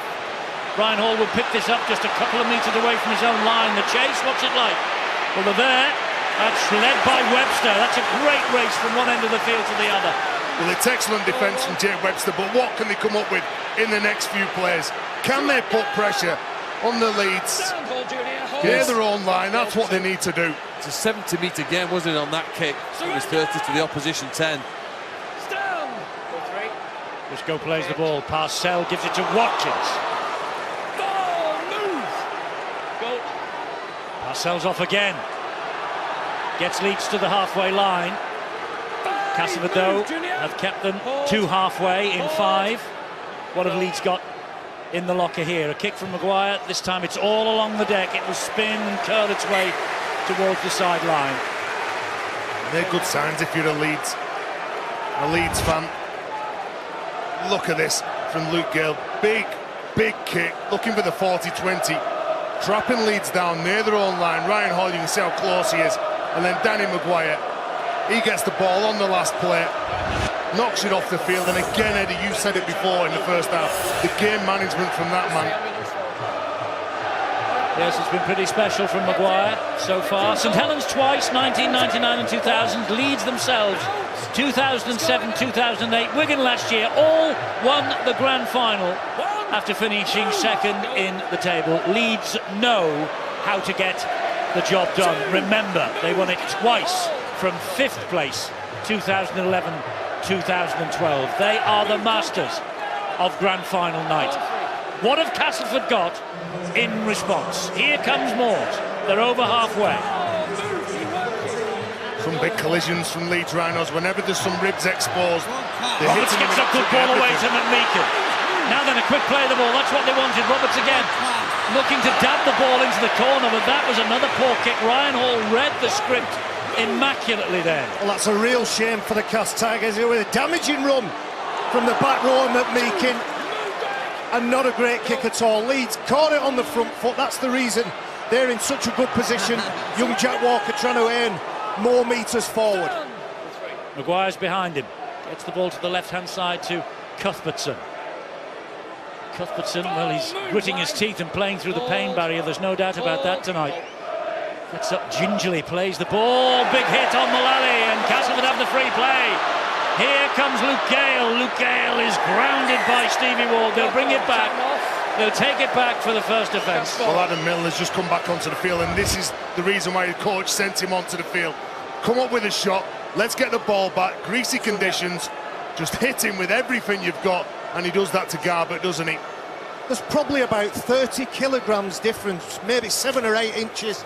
And what Milner gets up, he hits underneath the ball, hits hard and forces a mistake. You know that the sands of time are running out. Half an hour to go when this scrum is fed by Roberts.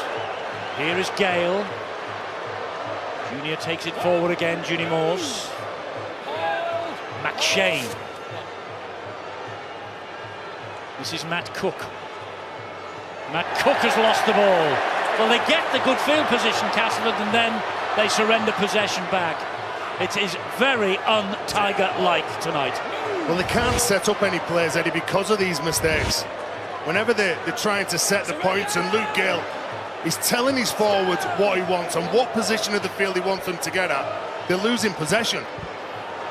Mitch Garbutt, again, he's been strong and powerful, quite willing to take the battle to Castleford's big 6. He's got lovely dancing feet, Garbutt. It's impossible to get a good shot on him. Adam Milner did exactly the right thing, got up quick, and the mistake was made, but the dancing feet of Garbutt reaping rewards for the Leeds Rhinos. And here he comes again now, Adam Cuthbertson. He somehow gets the ball back for Jack Walker.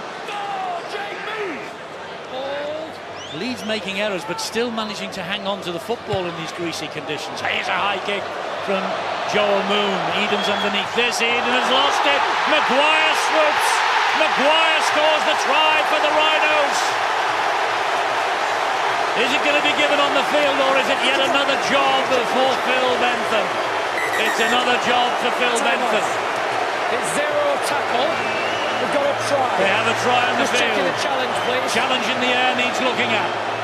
But Danny Maguire might easily have played a very big part in the destiny of the title this year. Well, the chasers on the far side are onside, so it does come down to the challenge. Touch judge Mark Craven on the far side of the field. He had an issue with it. I think James Child himself was fairly comfortable. So was there any foul play in the contact as they're going for this ball? Isn't Matt Parcell an offside within 10? Actually, he's come from the other side, hasn't he? So we may well be checking that.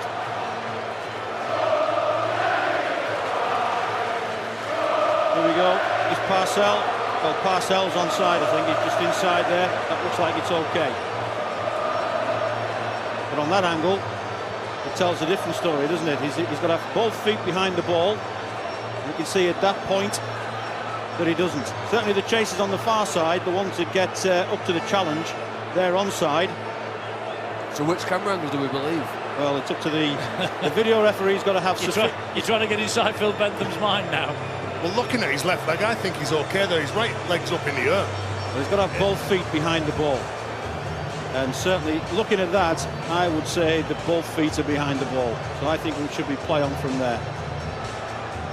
So I think that's okay. He does well to spot it, Parcell. He knew exactly what Joel Moon was doing, what he had to do. That's fine, that. So here we go to the challenge. There's nothing wrong with that. Not a knock on from Ryan Hall. No, he's just come off straight off Greg Eden. Don't think there's any touch at all from Hall. It's his back arm, and that's play on from there. But providing the ball's grounded okay, certainly no foul play at all. Hits his arm and goes backwards. Danny Maguire's first to pick it up. This looks like a try. What about the pick-up from Danny Maguire? A budding cricketer in his youth, Danny Maguire. He dips down, gleefully catches that ball, and I believe he's scored the second try of this game. The second try of this game, and his 7th grand final try. A decisive moment in this match. The try is given. Leeds have an 11-point lead. You can see what it means to Maguire. You can see what it means to the Leeds faithful. And Castleford have a lot of work to do now. He inspires everyone around him, Danny Maguire. The kick goes up here from Joe Moon. And he didn't look confident, Greg Eden. He had a little look up and seeing what was in front of him and seeing that there was going to be some pressure coming from Ryan Hall. He goes up in the air, he loses the ball, and the man of the moment, Danny Maguire, is there waiting in the wings to pick this ball up cleanly. And as Barry says, what a pick-up. Well, there's a good lesson for any rugby league player. Put yourself near the action, you've always a chance. He comes from the opposite side of the play, the ball, Danny Maguire. Puts himself around about where the ball is supposed to be. He reacts to his fellow half-back partner, Joe Moon, and reaps the rewards. Callum Watkins kicks this goal, and Leeds have a 13-point advantage. It's still only 2 tries that Castleford need, 2 converted tries. They trail 11-0. Well, as we see again, this kick, and it's a wonderful score for Danny Maguire. Brilliant pick-up as he reacts. But whilst this was taking place, we had a long breaking play. The Castleford Tigers stood behind their own try line, waiting for the conversion, listening to a message from Danny Orr. And what they were thinking was vital here now in the remaining half an hour or so we've got in this game. Were they feeling sorry for themselves at being 11-0 down? Or do they still believe they've got a chance and the ability to come back and win it? Well, they will hunt the mistake here from Leeds, deep in their own territory from that kick-off. There's still plenty of time. Yeah, well, plenty of time. And they have got the ability to win this game, but like Phil says, do they believe that they can win this game? That's a different matter, isn't it? Leeds believe, there's no doubt about that. That was a risky offload from Adam Cuthbert. Somebody came up with him. Shane dumps Stevie Ward to the ground. Watkins now. And the evidence of the first 53.5 minutes of this grand final, Danny Maguire is playing himself into a man of the match performance. Cuthbertson bravery. Been a lot of brave players for the Rhinos in today's game. Not just Cuthbertson, Stevie Ward. They're trying this area route again from Joe Moon. They're trying it again. It's come up for Ryan Hall. He drops the ball back to Maguire. A delicate chip from Maguire. And Webster has to tidy up. And the pressure is just relentless. Eddie, they're backing themselves. So again, instead of going for distance, they just pull the distance back a bit. It's an attacking kick. Joe Moon gets the height on it, knows that he's got players that are going to chase really hard. Ryan Hall gets the ball. Danny Maguire's there again, like Barry says. He puts himself where the action is. And then he looks up, glances over his left shoulder, knowing that he's got support from his teammates. And that's the uncertainty that John Wells mentioned at half-time. He wasn't committed to that kick, Greg Minican. The body language on the Castleford Tigers players is a little bit worrying now for the blue and amber. Here he comes again, Cuthbertson. Look, one man doesn't make a team. There's no question of that. As Singleton loses the ball forward for the Leeds Rhinos. But I just wonder what Zach Hardaker is thinking right now. He is individually a very good player, but the role that he plays for everyone else doesn't seem to have been fulfilled, and nobody's taken over that responsibility. If Cas Tigers can stop making mistakes, can play a little bit of field position, they'll give themselves a chance. And that man needs to step up and take this game by the scruff of the neck.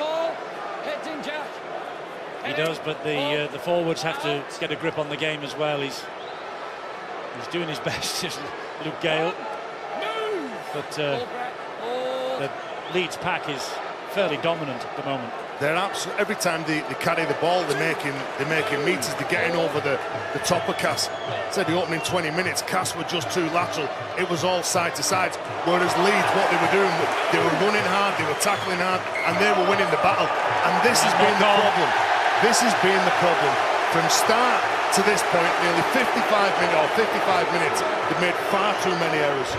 What about this for a challenge here? Too far. Well, Castleford Tigers need to give themselves a chance, but if Leeds Rhinos continue to hit hard and hurt the Tigers players when they carry the ball forward, it's impossible for players like Gale and Robert to get a foothold in the game. I thought coming to this game, Eddie, it would be Danny Maguire and Luke Gale, and whoever had the most influence on this match, their side, would come out victors. And the platform has been set by the big rigs in the middle. So here come Leeds again, this time in the shape of Ryan Hall. Parcell waits, 40 metres out. Cuthbertson. Oh, there's a mistake from Cuthbertson. A mistake both ways. The first error is by Adam Cuthbertson. Listen, quick break in play. My old mate Steve-O has asked me to give a special mention here tonight to his old amateur club, Shaw Cross from Dewsbury, because they have sold the most tickets for this grand final this year by any junior club in the country. Shaw Cross is celebrating its 70th anniversary this year. They're still doing a fine job in promoting the game, and some of the players wear mascots here tonight. There's hundreds and hundreds of them braving the rain here at Old Trafford tonight, watching this 2017 showpiece. Some outstanding work being done in the community game. The amateurs get behind, they support it, they back it, and it won't matter whether it's raining or shine. They'll get a good rugby league game. This is McShane. Now then, Jesse Senilifeo goes to ground on the halfway line, but halfway through this set. Now then, Luke Gale with hands on the ball. Fires the ball to Ben Roberts. Loose pass again. Greg Eaton did well to retain possession. Oh, he didn't retain possession. The referee says knock on. Unforced error. And it's so even like, yeah, you can forgive players for running in, losing the ball on contact when someone's whacking you underneath. But when Roberts goes across, look, he's trying to bring McMeekin back underneath him, he just loses possession. There's a drag back on the floor by Eaton. That's what the knock-on's for, is dragged it back towards himself. Even though he's facing his own post, the ball's gone the other way. Long way to go yet in this grand final, but it's been a long time since Castleford failed to score in a match. 2015, 28-0 they lost at Wigan. Long way to go yet.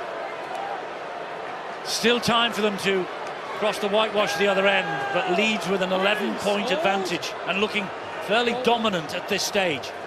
Do Castleford have the greatest get-out-of-jail card they have ever played? Well, they've definitely got a couple of tries in them. You see Webster if they come hold up on with a to shot. the ball, That is the big key, Eddie. Here goes Jack Walker now. Jack Walker's broken the line. Oh, the conditions robbed him. He turned Greg Eden inside out. Referee says Walker was looking for the penalty. This is Parcell. Parcell trying to weave his way to the line. There are three there. And he let him go over the line. And they hold him up and they will go back 10 metres and the tackle count will continue. Danny Maguire setting up on the right-hand side. He wants a couple of players to cut underneath him here. Here is Maguire. Back it comes to Joel Moon. Joel Moon gets it away. Briscoe! Second try for Tommy Briscoe. Tries given this time without reference upstairs. And that could be the moment that Leeds win this grand final. It was a steep, steep hill for Castleford before that moment. But Tom Briscoe scores the 150th try of his career and just could have pounced the 2017 Super League title. And Castleford fans are disconsolate. They can't believe it, Eddie. They turned up here with the right frame of mind, thinking that the other side was going to get the points. But Tom Briscoe scores a try after a mistake. Young Jack Walker, he gets through the line, and he's not been fazed by playing on the big stage. A nice quick play of the ball. Again, Danny Maguire tells his troops what he wants. Joel Moon dummies the ball, brings it back, and that ball looked forward. When I saw it in real time, I thought the pass from Moon was forward. And you can just see here when it leaves his hands, that's a forward pass for me, Stuart. Well, you can see there it just comes out of his hands forward, doesn't it? The short pass, difficult for the officials to pick that one. 15-0, the Rhinos lead. Tom Briscoe's second try, a milestone try for him as well. And a try against Castleford in the 2014 Wembley Cup final also. He has tormented them in big games. Can Watkins add the extras? The answer is he most certainly can. 17-0. The Rhinos with a quarter of the match remaining. It's in their hands now. It's theirs to lose. Well, there's the belief that you've been talking about all evening. There's a question mark over this pass, but the question mark I don't have is with Stevie Ward's hard line, uncompromising line. It commits defenders, and that's the reason that opportunity presented itself. Short-ish kickoff from Gale, claimed by Watkins. This has been a dominant and professional performance, Eddie, from the Rhinos. They've got the game plan exactly right. They wanted to take Cass on. They wanted to do all the little things hard. You can see again some of the senior players, like Jamie Jones-Buchanan, getting the ball, tucking it under his wing, knowing that he's got to take it forward in these low-risk plays. Here goes Singleton again. And I wonder if Darryl Powell, if he had a rewind button, might rewind to those three opportunities to take those 2 points and those penalties. Well, it would only made it 17-6 as it turns out, so, but I know what you mean. Confidence breeds a little bit of success. Moon goes high again. Here's yet another tester this time. Well, it was almost claimed by Ryan Hall. He is saying that he was taken out in the air. Again, Ryan Hall, look at the pressure there, Eddie. Ryan Hall goes up, gets in the eye line of, he was Minikin, who loses the ball. Shenton. Gets to his feet, plays it to Hitchcocks. Ryan Hall's got a problem on the far side, and that's where Castleford are attacking now. But the big guns in the forwards, there he is, Ryan Hall, he has got a problem. The big guns in the forwards are doing a dominant job for the Rhinos tonight. The forward pack for Leeds has been exceptional. When it's had to be basic, it's been basic. When they've opened the game up, they've opened it up. Luke Gale's had no real platform to play off. And Rob Burrow looks like he's warming up, getting ready to come on for Leeds. That was a hit and hope from Luke Gale. Jack Walker has it for the Rhinos. I think you're right, Eddie. I think they need to contest the kicks, don't they? Kicking it deep and hoping that Briscoe, Hall and Walker are going to make a mistake. I think that's really wishful fantasy. Really, they're not going to see that. They have to try and contest the kicks, which is what Leeds have done so successfully in this match. Liam Sutcliffe.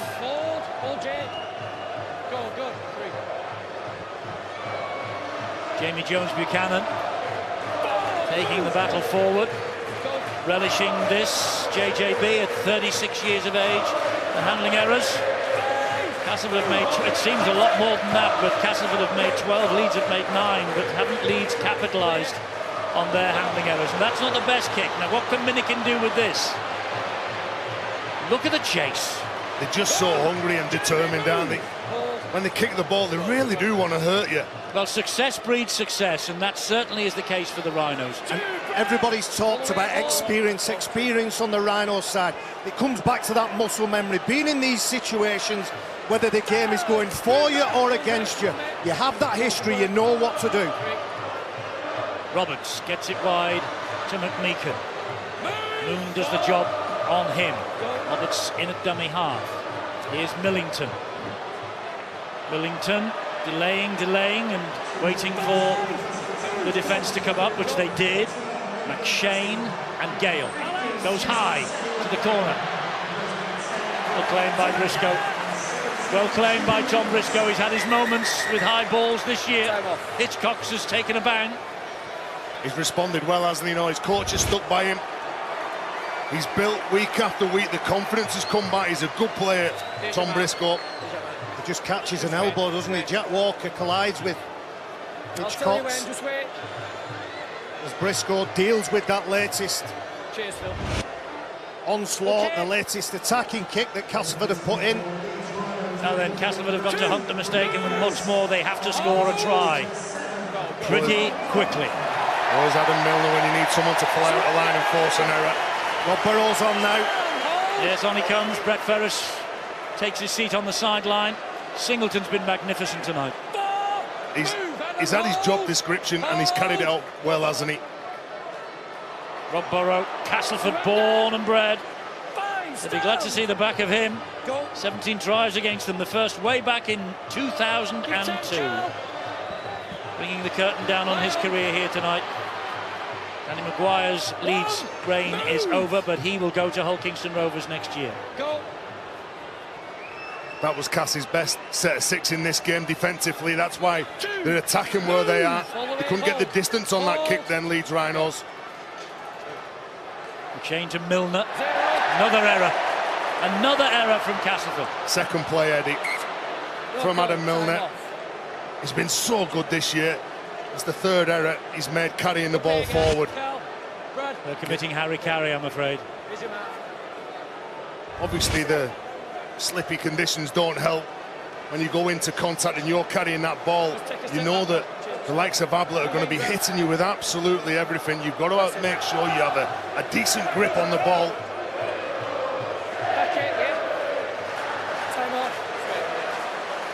Well, everyone thought 2017 would be the year when a new name was going to be etched on that Super League trophy.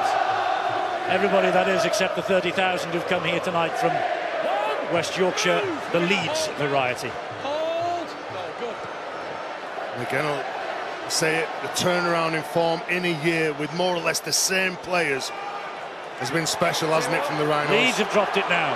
Free play, so an invitation for Hitchcox to chase. Callum Watkins took him out then. They bring it back. Will they bring it back for a penalty, or will they? And the touch judge is on. He was taken out, Hitchcox. Watkins, it's an escort. Okay. He's running off the wall. Oh, okay. Thank you. Mark's here. He's got the penalty because he was escorted off the ball. I think Hitchcox tried to draw the attention of the referee to it. He ran across the line, didn't he, Watkins? You can't have any complaints about that, really, although Carl Ablett did, and Danny Maguire was quizzical. So now then, is this the chance for Castleford? Gale, they have to hold on to it. First and foremost, Millington, 10 metres out. One! Move, Cal, hold! Hold! McShane waits. Looks for the runners. It's Judy Moores. Gets it away then to Roberts. Solid run from Webster. Good hard line from Webster. Time off. 2 balls. Two balls are on the field, so the referee wants one of them clearing away. Nobody notices it except the touch judge and the referee. So that's a slight pause, which will do Leeds no harm at all in defence. Oh, well, it's one of those nights. I'm sorry. It's one of those nights they have the free play. Jamie Jones-Buchanan. Didn't quite have the pace that he had 10 years ago. Every picture tells a story. Darryl Powell will be so disappointed. You can put that mistake down to aggressive line speed from the Rhinos. More intent and looking what's in front of you instead of catching the ball and focusing on your job. Keep working. Go, let's go.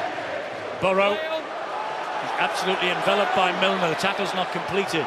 Now it is. Move, hold. Go,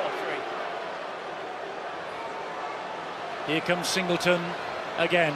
Look, Maguire's had a heck of a game, but this fellow, Singleton, it's got to be, I mean, I know you're the two chairmen of the Prop Forwards Union, but Brad Singleton's got to be a contender for the Harry Sunderland Awards Man of the Match. He's had a tremendous game. He's done his job. He's done extra over and above, but this man has controlled it from beautiful kick, beautiful kick. It's involvements like that. It's that part of his game where he controls, he takes charge of that last tackle, building pressure, making it absolutely impossible for the Tigers to get into their rhythm. But the reason he has had time today, Ed, is because of the likes of Singleton going forward, Garbutt going forward, Cuthbertson, Mullally. Referee hasn't blown the whistle to restart the match. So he wants this goal line dropout retaking. Can do, yeah. Just wait, mate. Just wait, Luke. And again, we've got a couple of footballs on the field. We'll clear that one off. Okay. And Luke Gale will now go short this side, and it nearly came up for them. It nearly came up, but McShane lost it. Ward has it. Here's Maguire. Maguire's lost it. Bring it back for the first one. Tempers are beginning to get a little frayed. Okay, Paul. Things might be getting said out there. What do they call it in Australia and around the world? Sledging. Plenty of that going on, I think. Okay, Luke, okay. He hit the ball, he tried to hit the ball at some pace, didn't he, Danny Maguire? They go for the short little drop out. All of a sudden, the mistake from McShane. He was offside a mile. Maguire is looking to get through the line. Yeah, there's some sledging. Cass have had it all their own way all year. They've been the team that have not really been pressured in certain games. Scored some absolute scintillating tries. But today, it's all been about the Rhinos, their defence. The fans have turned up, and I say, again, I go back to it. Those fans can't believe what they're seeing, the transformation in 12 months. Absolutely, it's been a remarkable turnaround. I'll tell you what, Adam Milner is quick, but he ain't that quick. He was about 4 metres offside, wasn't he, Stuart? Well, he was in front of the line. Whether it was 4 metres will be another story.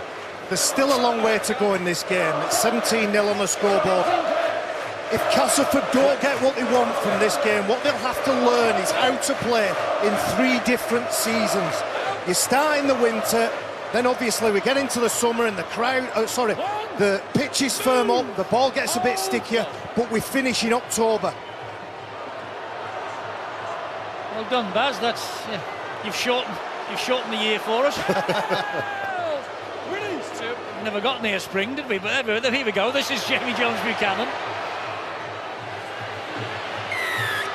Hold up, let go. Tackle 3. All right, tackle 3 on the 10, Jamie. Somebody give Barry a diary for Christmas. On the 10. Yeah, that's true. You'd have to like him to give him a present, though. They're only a guideline, months and days of the week. Forget the seasons. It's cold when we start, it's hot in the middle, and it's raining when we finish. Is that good enough for you? I can't remember it ever being hot, but there you go.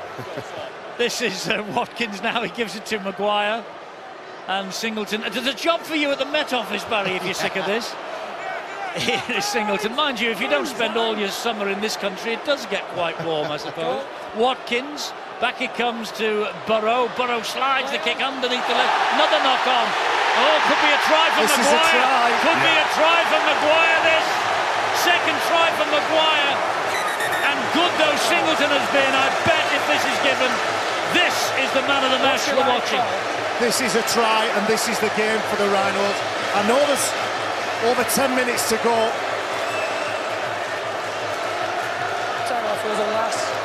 Got a try. Yes, they've got a try in the field. Just checking onside and grounding, please. Onside and grounding, Stewart, to conundrums again. Yeah, been pretty similar throughout the game. Little kicks through. How disciplined have the Leeds chase has been tonight? Absolutely. Nothing wrong with that. Yeah, through the legs, a nutmeg. They're all onside. There's a knock on. Knock on by Castleford. Goes forward off Maguire's foot.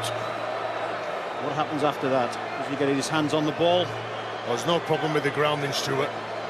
There's the knock on. Oh, it's McMeekin, isn't it? Yeah.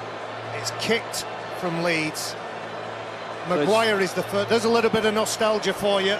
Burrow kicks the ball, Maguire scores the try. Well, it's Maguire that kicks the ball through, so he's following his own kick through, so there's no problem with him being offside. Does he ground the ball correctly? Yes, he does. This try will be confirmed. Big players step up in big games, don't they?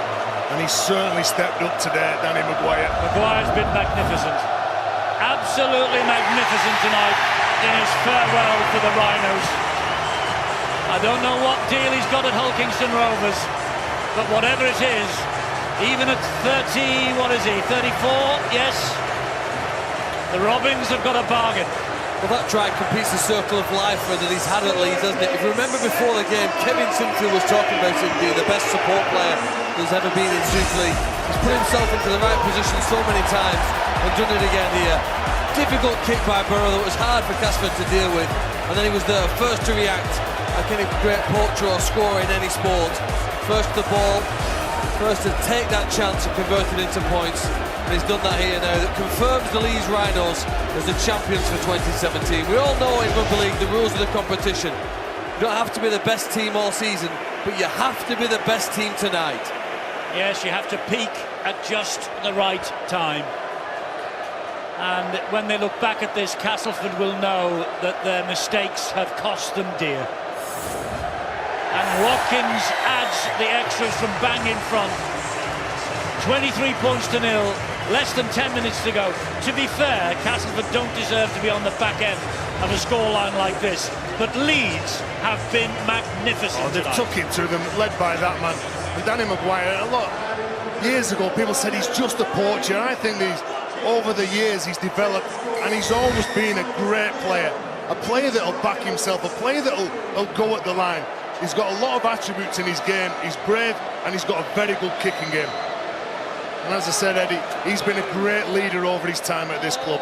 Yes, he has, and well, I would put him, but what do I know? I would put him as short price now to be man of the match. He was man of the match here when they were last here, Leeds, in 2015, and he will join Rob Burrow, his old mate, and we've just seen the double act probably in action there for the last time for Leeds. He'll join Burrow and Sinfield as double winners of the Harry Sunderland Award. He's nailed on for it. Eddie, I'm not a betting man, but I wonder what odds Leeds were to win the grand final back in March when they lost 66 points to 10 to the Castleford Tigers. They sat in that dressing room.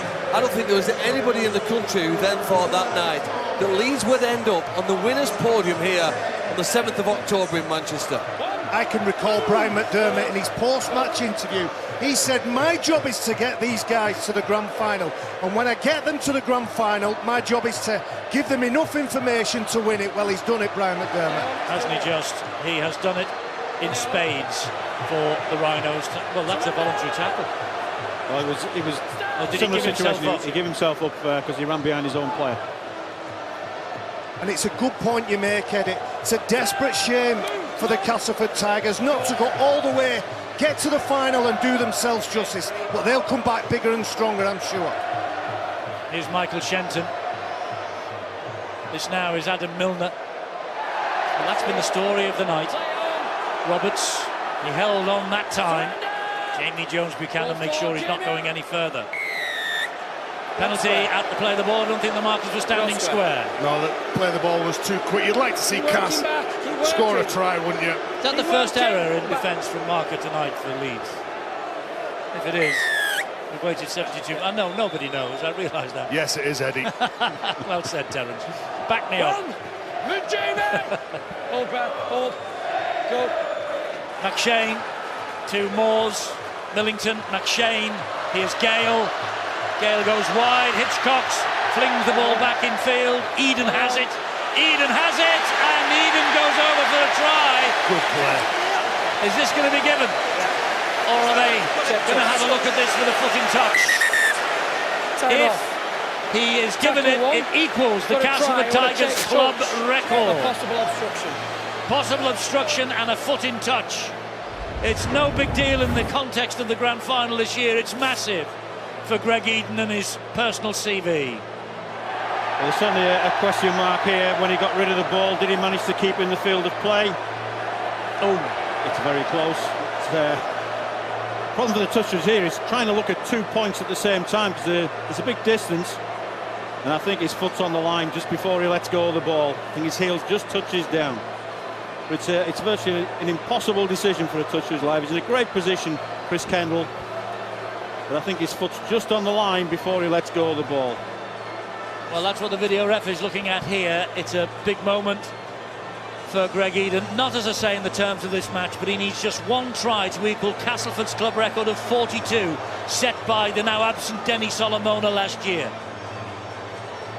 This is nice pressure, isn't it? From Briscoe and Maguire. This is millisecond stuff.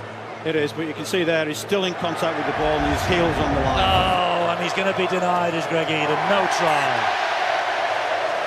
Well, it is not Castleford's night. I think that's the understatement of 2017, by the way. When you look back at this game and you look at what Leeds have done in defence, yeah, the game's well and truly gone, but with 7 minutes to go, still have the urgency and desire to not let the opposition score and keep them at 0.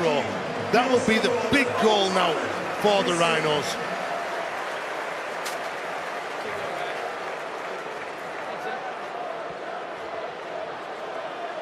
There isn't many times in a big game, Eddie, where you can relax, you can take a big deep breath. I watched Danny Maguire pick that ball up and put it into the scrum. 23 points in front, they know the game is won.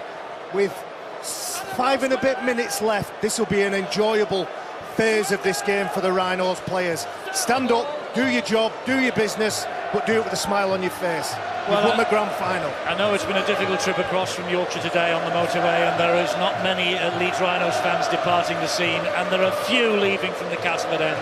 But I hope that they stay and they cheer this team to the rafters at the end. Both sides deserve great credit for this tonight. Leeds particularly, Castleford obviously for the season that they've had. Finished 10 points, record 10 points clear of the field after 30 rounds. Won a breathtaking semi-final. And all right, they've come up short here at Old Trafford tonight, but what a year it's been to be a Tigers fan. And there are the two men, Maguire and Burrow, who have been the heartbeat of this team in the golden decade for so long. And the emotion has taken Leeds home again. 5 minutes, he said. 5 minutes to go. Danny Maguire, it's all been about him, hasn't it? His kicking game, coming up with the tackle like that, the one-pointer just before half-time. Again, just looking at this, picking up the ball, scoring a couple of tries. He's been absolutely all over the place, and I'll be proud of his efforts. We expect him to score tries, we expect him to stand up at the right minute and drop that goal, but the tackle for me on Greg Eden was huge, huge for the Rhinos in the complex of this game. No team has ever been nilled in a grand final. Castleford Tigers in 2017 don't deserve to make that sort of history. No, exactly. When you look at them, Eddie, here's another mistake that they've made. Grant Millington trying to offload the ball, trying to get rid of it to one of his teammates. Obviously the game's well and truly gone for them, but scored more points than any other team in Super League, and the way that they've entertained us in front of the Sky cameras this year, they've been absolutely brilliant. They have, but tonight it's been Leeds night all the way. All the way. Leeds have been brilliant. They know how to get this job done. And I don't know what it is, but if he could bottle it, Brian McDermott would be a millionaire. Burrow gets the ball away to Cuthbertson. Cuthbertson finds Stevie Ward. How about that for a story too? Dislocated shoulder just last Friday night. Here he is, playing a full part in this victory in the grand final.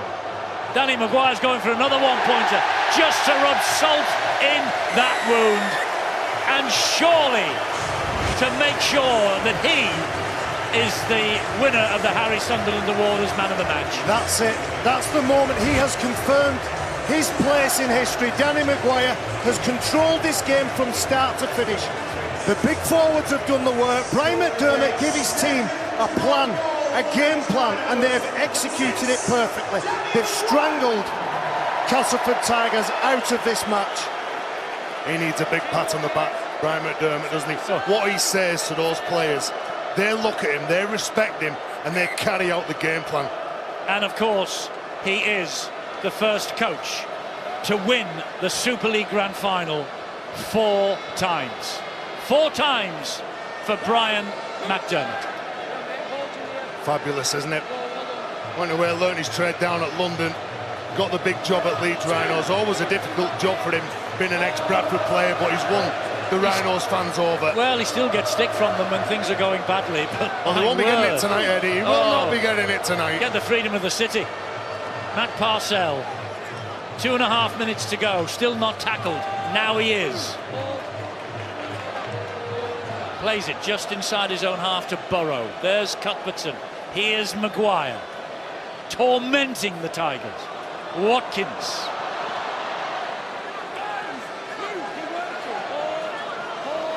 Watkins gets to his feet. It's the last tackle for Leeds. Burrow will drill the ball along the line. Look where they're turning it over here. Minikin. The chase is as good in the first minute as he is now. We say, Eddie, what makes good sides? And obviously the next generation of players will be coming through. And the platform's there. It's been led by the likes of Jamie Jones, Buchanan, and the both players who are leaving tonight. But there's 10 players that have come through the system playing for the Rhinos. They've all been given the opportunity. They've all been in the dressing room, surrounded by good pros, and that's why they've been given the opportunity. We'll never know exactly, Eddie, but you've got to imagine when the Tigers lost their best player this week, it had to have an impact on them, mentally and physically. Here's the long ball out here. They've not given it up. They want to score before the final hooter sounds. They have. But the loss of Zach Hardacre, their best player this season, must have had an impact on them mentally as well as physically this week. Foster gets the ball out to Hitchcocks. Look at Leeds, the way they are swarming round. Incredible. They are swarming round, but Foster might get the try here that stops Castleford. He has got the try. It prevents Castleford from making unwanted history. They've got on the scoreboard, and that's important for them.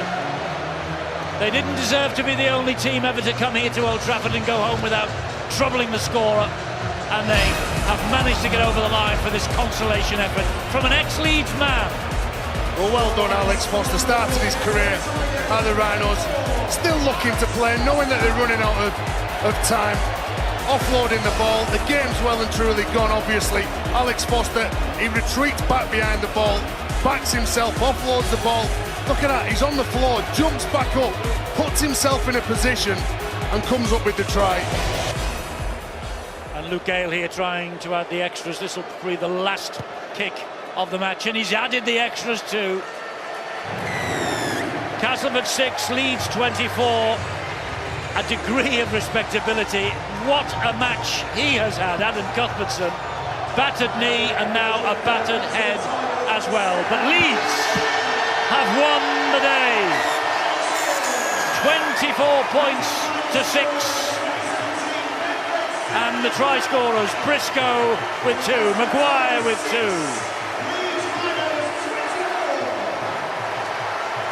A great win for the Leeds Rhinos. Our viewers on Main Event now will leave us for the World Match Play Darts, which will continue in Dublin. I hope you've enjoyed the grand final.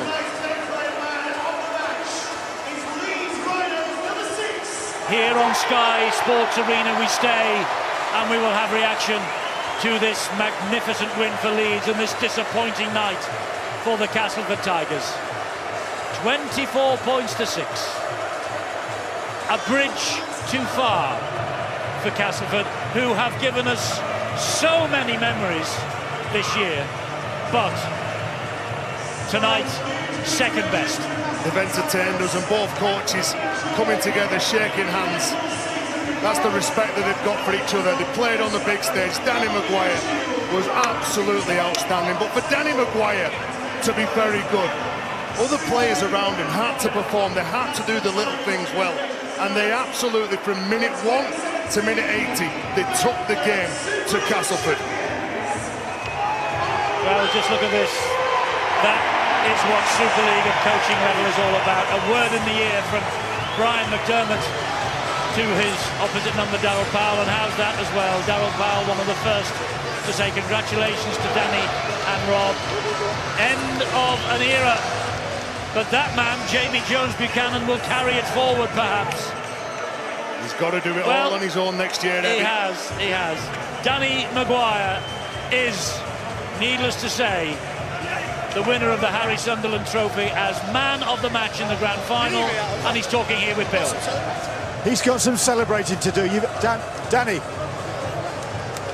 you've got some celebrating to do. You've also got the Harry Sunderland Trophy for the second time in your career. 8 grand finals, another winner's ring, dominated tonight's proceedings on your farewell appearance. Yeah. Who writes your scripts? I don't know. Yeah, what a night. Got to give credit to the boys. That was an unbelievable effort. Cass are a really good team. They've had a fantastic year. Got some friends in there, so obviously disappointing for them, but yeah, I don't know what to say. I'm over the moon. The lads need the credit. We come from a dark place last year. The commitment, the effort has been second to none, and I can't thank the boys enough. It's an unbelievable way to go out. Conditions were horrible. You played them a lot better. Yeah, we just looked after the ball and tried to kick it deep. We know Cass are a dangerous side when they've got the ball in good areas, so you've got to play them down their end. And I thought for the majority of the game, my kicking game was good. We put them under pressure, so the boys are buzzing. The work ethic tonight, sensational. I don't think you'll ever see a better work ethic from a team. What a way to bow out as well. It's going to be hard to say goodbye, isn't it? Yeah, it is. I'm going to enjoy these next few days now, but I've had a great journey. 20 odd years at the club. It's like my family. I love it to bits. I love all the boys and everybody involved. So yeah, I'll enjoy these next few days, and thanks for everybody's support. You've got a winner's ring to collect. You've also got this, another silver salver. You've also got £1,000. £1,000 for the Betfred Man of the Match for a charity of your choice. Yeah, thanks very much to Betfred. But again, I couldn't have done it without the boys. They were brilliant today, so full credit to them. Danny, well done. What charity?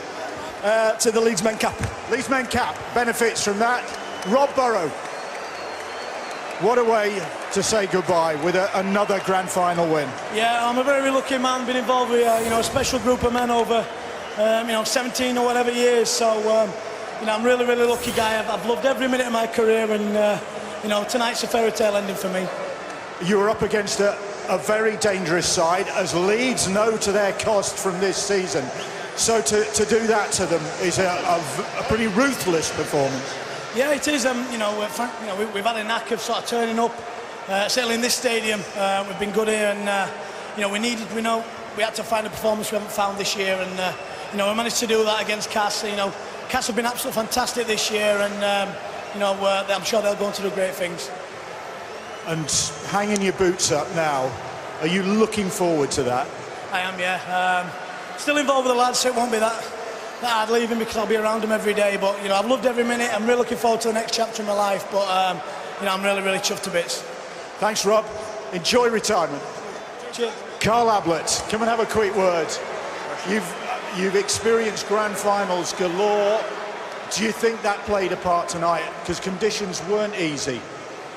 Maybe a little, yeah. We've got a lot of experience obviously our side. I thought Danny Maguire marshalled us really well, kicked really well, and come up with 2 magical tries. So Yeah, it probably suits us a little bit. You know, just to keep Castleford to nil is a massive effort from the boys. The commitment and the desire to defend the try line was massive, and you know, defence does win your grand finals, and I think we showed there that you know we're committed to each other, and if you have that commitment and that desire, you can go a long way to winning a trophy. It's the changing of the guard, isn't it? Danny on his way, Rob on the way. You're one of the old guard now. How's it feel? Old, yeah. Obviously, I'm delighted for Rob and Danny, two legends of a blokes. Great to play with, but just the way they are off the field, the way they carry themselves, the way they turn up for training every day, they're going to be missed. But as you said, the time's up, and a new generation of Jack Walker and Ashton Goldings, Jordan Lillards, them types have got to step up now. So the conveyor belt's just got to keep turning over. Thanks, Carl. Enjoy the party. Cheers, mate. Brian McDermott. Sorry, Tom. I'll just go in there. Go and celebrate. Brian, you really have been through the mill this season. When you think back to March and Leeds under a bit of pressure then, back to last year, you were in the qualifiers last autumn. Yes. Here you are at Old Trafford again, about to lift the trophy. Yes. That's the chapter, isn't it? That's the final chapter of the book. For us to make the grand final was a great story, and we've just capped off the final chapter. Moments in life, this, I've been saying to my players all week, you don't get many opportunities to have some moments in life which stand out, where every man jacking his dog up the country and think, they can't go win the grand final, can they? Not from where they were, and we've just done it. That group of people there have gone through every emotion going for the last 18 months, the whole club. This is not just the coaches win or the players win. Everybody at Leeds Rhinos, including the fans, everybody who stuck with us when the dark times are really, really, really dark. This is theirs. This is everybody's. It's not just one man's or one team's. The whole club deserves this. And it has at times been a test of character, yours included. Do you know, our most testing, toughest year in 2016, we had the best supported club in Super League. We had the highest crowd, the biggest crowd going. So, in terms of the noise that they make, and every now and again some of them may boo me, but I just think that's for entertainment. And but they've been brilliant. The fans have been brilliant. The owners of the club have been brilliant. When everybody were calling for me to be sacked, I were having meeting with the owners saying, no, we're all right. We know what the score is. We know how it's going to work. And here's a plan going forward. I've had that many honest chats with my players and said, I don't know where we go from here, but we have to find some answers. Never did I dream in my wildest dreams that we'd get to Old Trafford, never mind win it. And I look at us. It's the best win ever, this one. Thanks, Brian. Thank you. Cheers. And Darryl Powell, for a side, Darryl, that has given so much to Super League this season, so many incredible performances, eye-catching performances, and tonight wasn't one of them. Oh no, we saved our very worst till the last. Obviously it was tough conditions, but we just made too many errors, and you know, credit to Leeds, they obviously deserved to win, and we just made unforced errors, really, just straight carries off the ruck, dropping the ball. So look, usually disappointing. You know, and you have to wait a long time now before you can straighten this up, but it is what it is. We've come to a big occasion, and we've made, well, 18 errors I think we made, and then you can't win a grand final playing like that. A disappointing end to, nevertheless, what has been a great season for the Castleford club. Oh, massive, yeah. We've progressed so much this year. We've finished top of the table, and we've got to a grand final. We've come up short, well short to be honest, but well, I won't take it away from Leeds. They deserve the victory, but for us is, you know, sometimes you lose one, you got to win the next one, and you know, we've got to use it as fuel for us to move forward. The problem is you've got all pre-season to go through, and this will hurt, absolutely. You know, it'll hurt quite a lot because of the nature of it and the fact that we didn't do ourselves justice at all. But you get to these games, and if you don't get it right, you get your backside spanked, and that certainly happened to us tonight. Thanks, Darryl. Thank you. You have to feel sorry for Darryl Powell. It has been a wonderful season, but you have to applaud Brian McDermott and his players. And wasn't that a speech and a half and an interview and a half with Brian McDermott, the Leeds coach? Up come the Tigers to receive their runners-up medals from Nigel Wood and Brian Barwick of the Rugby Football League, and Mr. Fred Doan, the chief executive, the chairman, the founder. I think he does everything at the the sponsors company. Red Dome, it has been a magnificent year for him, and he told me before the match, bigger and better next year. Leeds have won it again, Terry. We're pinching ourselves. We can't believe it, but what an effort.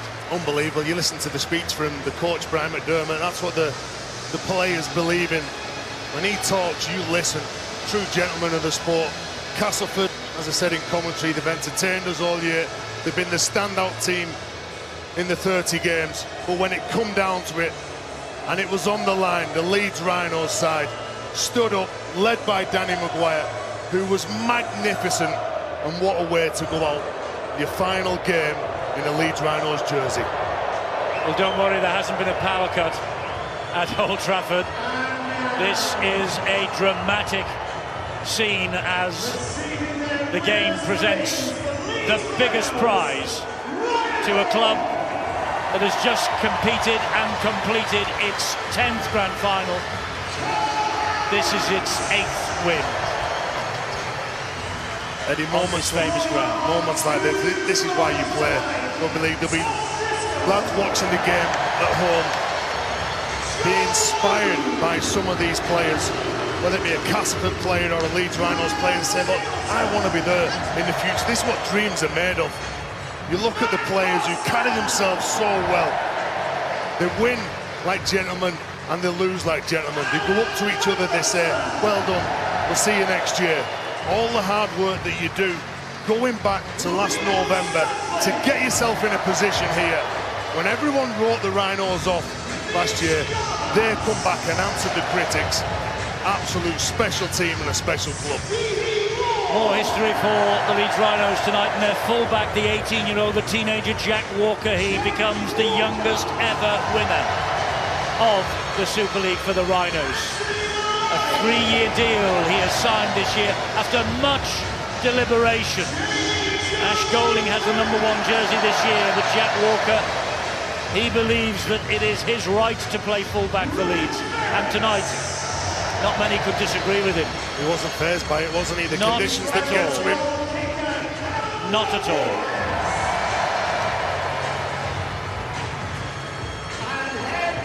And the coach, Brian McDermott.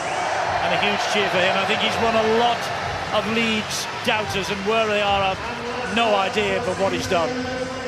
But Brian McDermott has won them all over tonight. This is a special moment. And here's the moment. Rob Burrow and Danny Maguire fittingly will take the trophy from the presentation party. The two old stagers. Away they go with the Betfred Super League trophy. They'll get into the floodlights, into the spotlight, and they will lift the trophy because the Rhinos are the Super League champions again in 2017.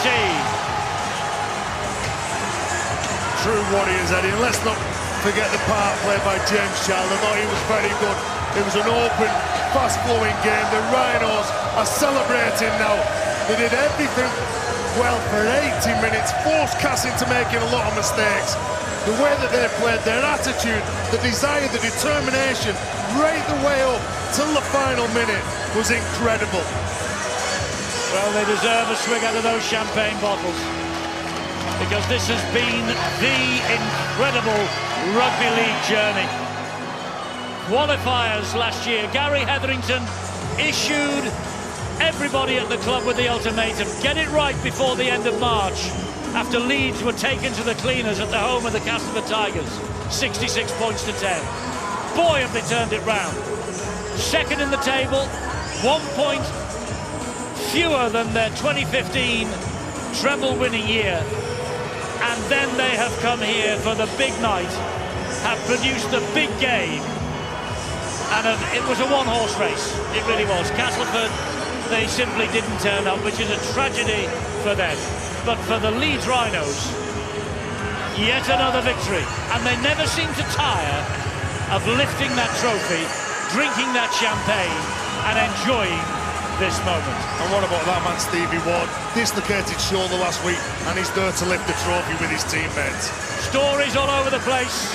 We will continue to react to this remarkable win for the Leeds Rhinos. They have won it yet again here at the Theatre of Dreams. Commiserations to the Tigers, but well done, the Leeds Rhinos.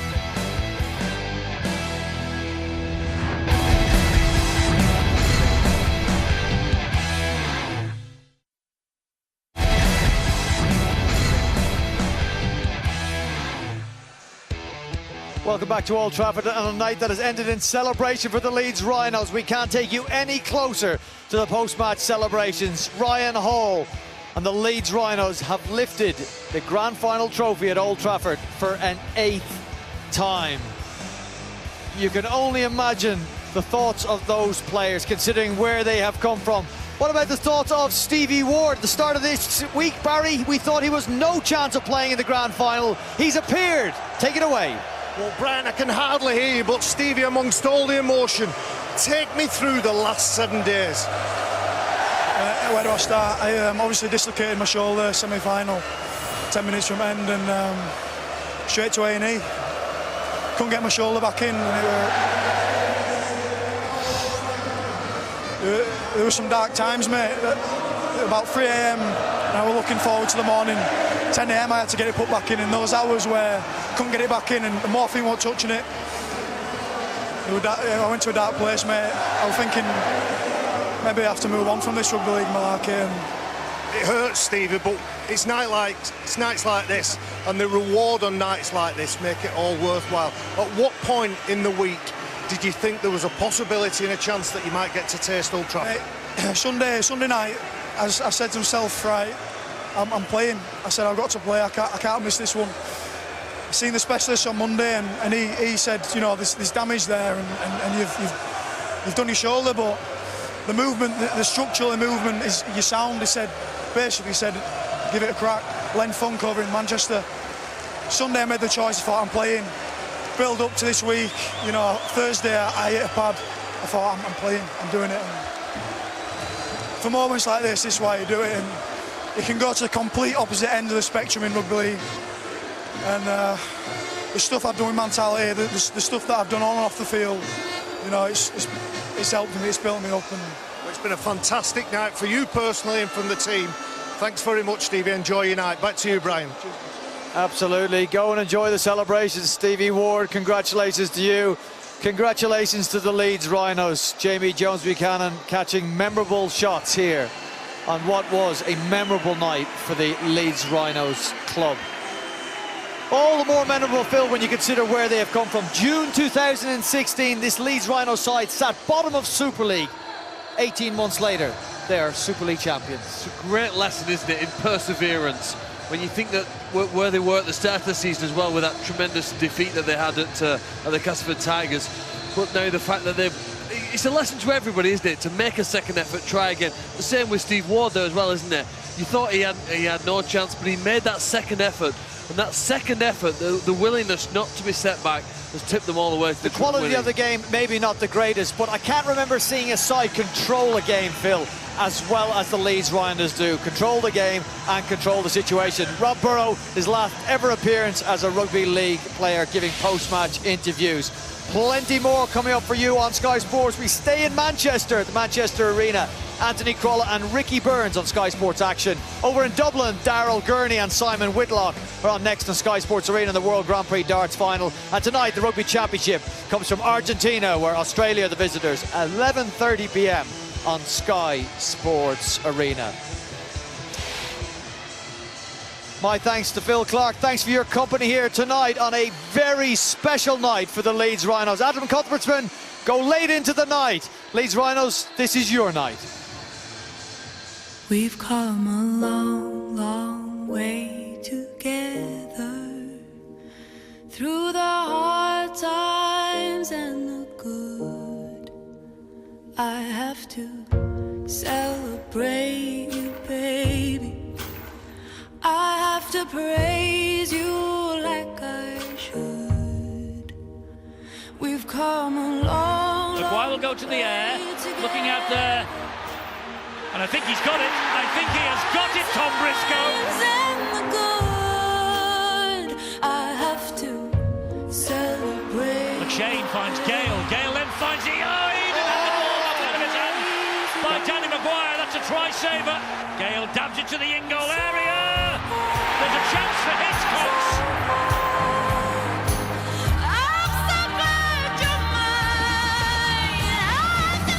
Underneath this, Eden has lost it. Maguire swoops. Maguire scores the try for the Rhinos. Back it comes to Joel Moon. Joel Moon gets it away. Briscoe. Second try for Maguire. And this is the game for the Rhinos. We've come a long, long way together. I have to praise you like I should. Sky Sports. Feel it all.